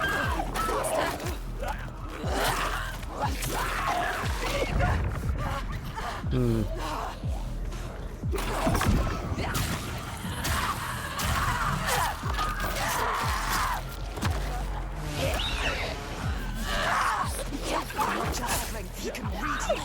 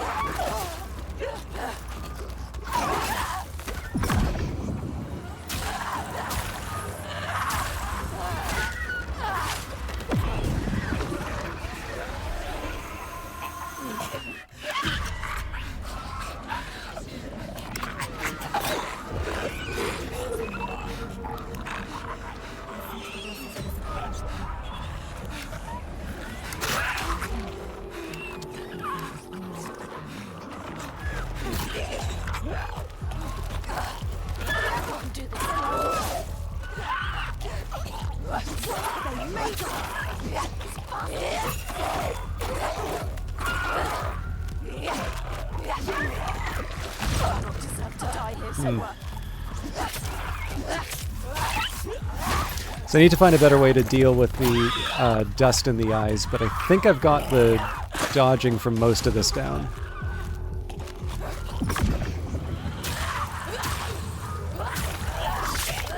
I'm also disinclined to save more of these mirror uses.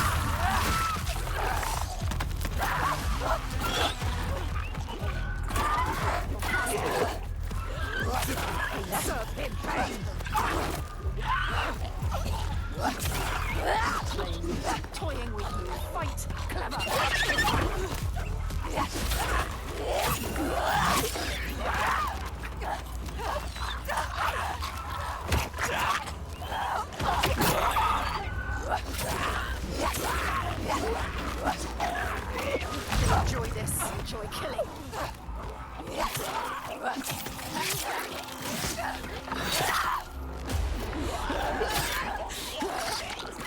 You see how small you are. Do you see how the pitiless world stamps you down?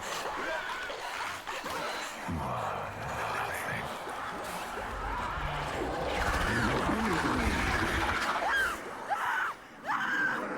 Do you hate?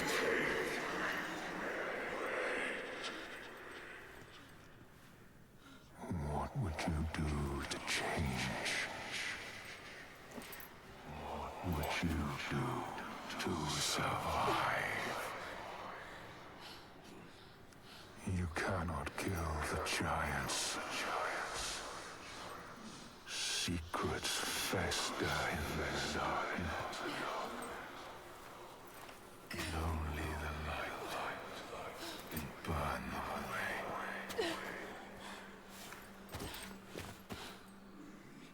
We all know somewhere.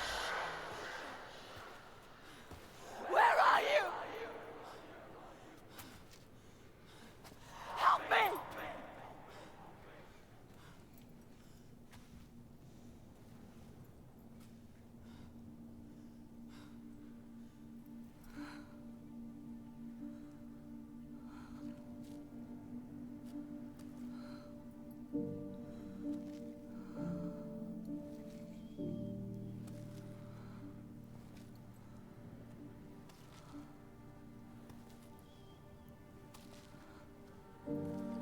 Iltoiga's baby.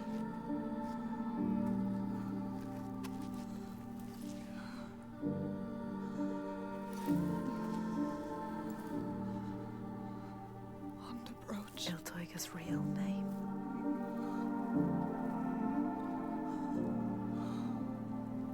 Ingun. Her name.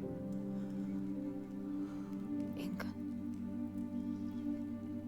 We all have names, given or chosen.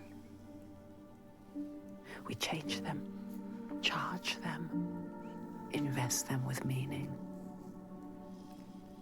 Names torn away leave us raw and bleeding. Rootless, selfless. All the names that were lost, she will fight and hold. She knows her name now. Ingun. She knows her.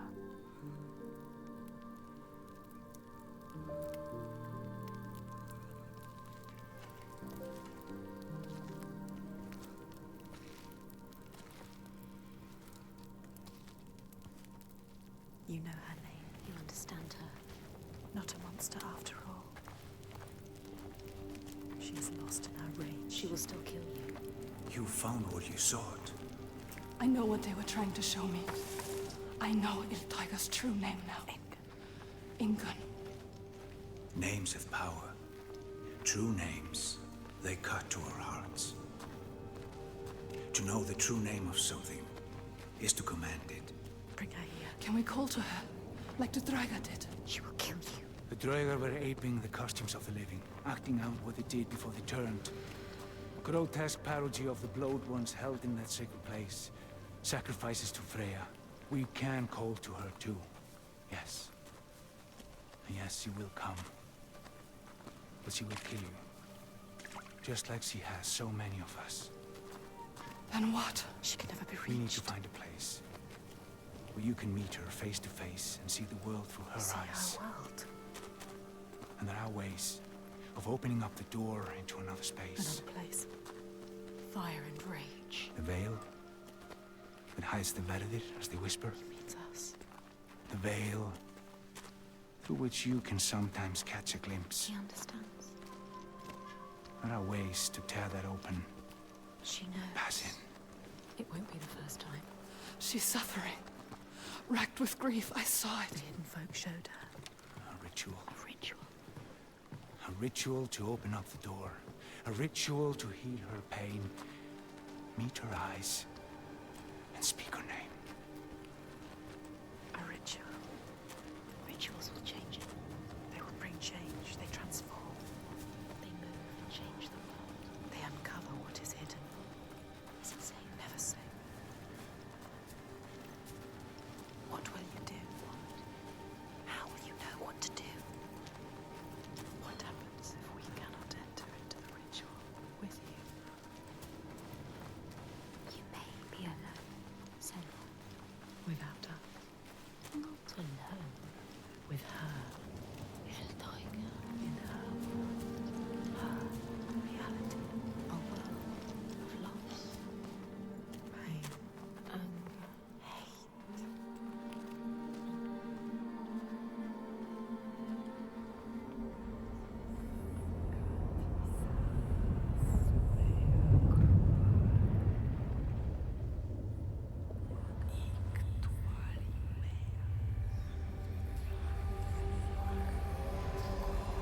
All right.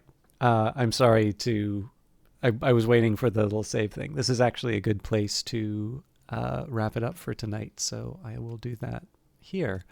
I know it was quiet for quite a bit because, of course, there's a lot of the story going through, but there was one thing I wanted to talk about in this. One of the things that I like a lot about this game is its depiction of heroism.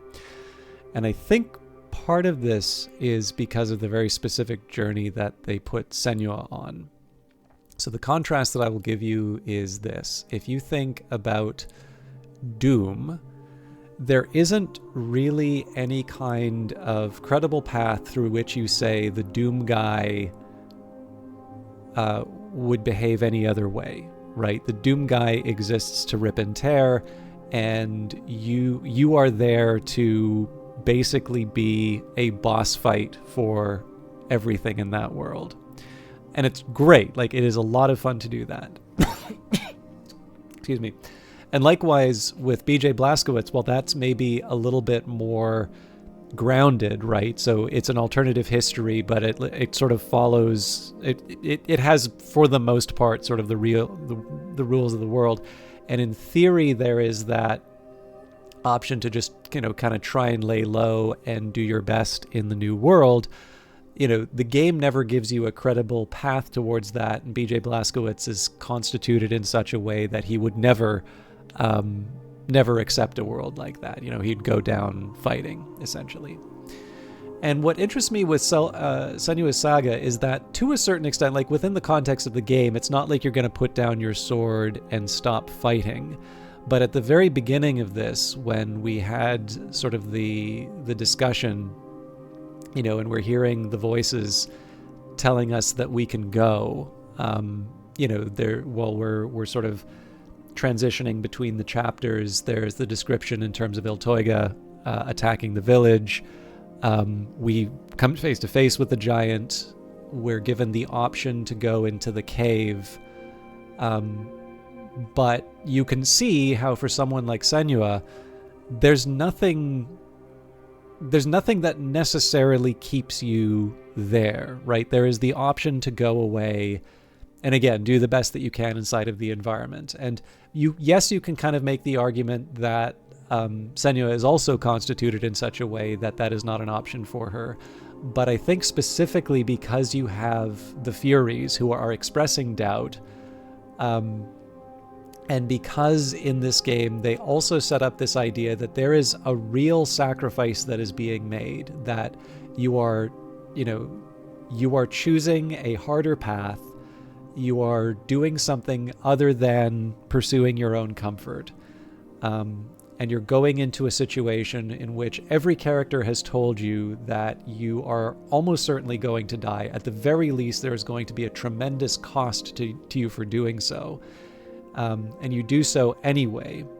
And of course, inside the game, it does. Like, none of the things that you do are necessarily easy, although, of course, they are gameplay, so, it's enjoyable for the part of it. But I think one of the things that's interesting about this is specifically because of the way the character of Senua has been drawn. There is a certain credibility, and I think something quite admirable about the type of heroism that is displayed for Senua. It is not sort of this constant upwards line. And the reason why you see you would say that there is no circumstance under which Senua abandons her path, is because you sort of know that any alternative is damnation, that there may be some appearance of comfort, right? That you live somewhere else, or, she's a capable warrior and so is strong enough in the world that she'll be able to get by. But that ultimately the person that you've come to know and the person that you are attached to as a player will cease to be if she ever turns her back on this responsibility. To me, I think that is a much more interesting depiction of heroism than in a lot of other games, even ones that in certain circumstances you would consider to be ones that people hold up in sort of a high regard in terms of heroism. I think the idea that, and again, I think this is partly informed by the Furies. I think the fact that Senua does have at least a somewhat credible alternative path and takes the harder path because she sees the world differently, sees the potential for a better world. And that, they give this very direct communication of, the doubts and the fear that's involved. To me, it's a depiction of heroism that I don't think you see as often in games that are as high profile as this. And I think it's also very interesting to see it. Like, I like it, and I would like to see more of it in games in future. So I was debating as to whether or not that was something we would say at the end of the game or at the end of the sequence, but I think that was a big one that I walked away with it. And then I really did like the whole cave sequence. I mean, for those of you that are interested in this stuff, there is probably the earlier. I mean, there's a few works. So there's like Fraser's Golden Bough. I think a lot of people are quite familiar with Joseph Campbell's Monomyth, which was written in The Hero with a Thousand Faces, and that was one that George Lucas popularized quite a bit through Star Wars. I think there was also a PBS series called The Power of Myth, but Hero with a Thousand Faces is a big one that's been sort of a touchstone for people. And there's a book that's maybe a little easier to digest, written by Christopher Vogler, who I think did sort of this summary of The Hero with a Thousand Faces for storytelling. And he eventually turned that into a book. I think it's had, I'll call it 3.5 editions now, because I think there's like a 25th anniversary edition, but it's called The Writer's Journey. And so for those of you that find that stuff interesting, but maybe haven't encountered it before, there is sort of a style of storytelling that tries to very deliberately touch on these specific mythic points, and this whole idea of sort of going into the cave and the hero faces death, and it's this big sort of, and then there's usually a resurrection. So, we're not that far off of Easter, right? So, death on the cross, go into the cave for 3 days, and there's a literal resurrection, but usually there tends to be metaphorical ones. There are some readings, incidentally, who go so far as to say, this also happens in Pulp Fiction, right? What happens in the basement. For those of you that have not seen the film, I will not bother to tell you. But that some people will go so far as to say that is the cave of that film. I don't necessarily think that the monomyth needs to be something that you apply to every story. I think what you want to do is you want to pull something out from that is useful and will, enhance your enjoyment of the story, rather than just sort of use it as a set of story beats or a kind of a procrusting bed that you'll put every story through. But in this case here, right, it's really clear that there is this transformation that's going on, giving up the sword, again, learning the rules of the world. And I particularly like the idea of gaining a greater understanding of the giant as the way to overcome the problem, right? That Senua will not necessarily just do it through strength of arms, but you do need a knowledge of, for lack of a better term, your enemy. And of course, that was something that was built up through recognizing part of herself in that first enemy, the slaver. So, it's definitely hitting all the beats that I like in this sort of thing. I think it's something, what I like about it enough is that I don't really think anybody could play this and miss it. It's presented in a very straightforward, understandable way, but it's not whacking you over the head with it in an unpleasant way. It's interesting, I think, especially when you get to a lot of that very weird, surreal imagery of the spirals and things like that. That's a lot of fun to look at. Like I said, there's a couple parts where I was annoyed, where it felt that it was a little... I feel that basically the way it was tracking darkness relative to what it actually gave me in the world was a little annoying. But even then, that's largely because it's cutting me off from what I think is an interesting story, as opposed to any fault of the game itself. So, thank you again to Jamie for sort of pushing me to play this, because I'm certainly very happy that I did. I mean, there's always, I guess, that side that makes me wonder, why I didn't do it earlier. I imagine we will probably be finishing this on Monday. But for now, let's see who's streaming. Oh, actually, Viridian is doing Baldur's Gate. So I will send you all off to Viridian. It's another RPG, different... Well, I guess Senua's Saga isn't really an RPG, but more fantasy stuff. I don't know how many of you are still around, but I hope you enjoyed the stream. I will be back on Friday for Cyberpunk in this case. No, I'm glad. I hope it's kind of paid. Will confess, there's no reason for me to feel this way, but there is definitely a side of me that feels quite nervous when people are eager to see a particular game, because there's always that side. It's like, what if I screw it up? What if I don't do it well, right? So for this one, it's really boring when streamers talk about metrics, but just to personify this a little bit, I noticed the followers and I'm down 1 by the end of today. So there's always that side of me. It's like, oh man, did I really mess this up? Am I disappointing someone who was really looking forward to the game? And I totally get that is a follower count is not the right way of doing that. Sometimes even the vibe in the chat isn't the right way of doing that. But it is, I think it's just one of these things where you want to do a good show and you want to, you want to not disappoint people who are eager to see something. So but I'm really happy that we did do this, because I'm really enjoying it and I'm liking it. Anyways, I'm gonna run out the clock here, so please do enjoy Viridian, more Baldur's Gate 3, probably with co-streaming it with others. But I will see you all Friday for Cyberpunk and Monday for Senua.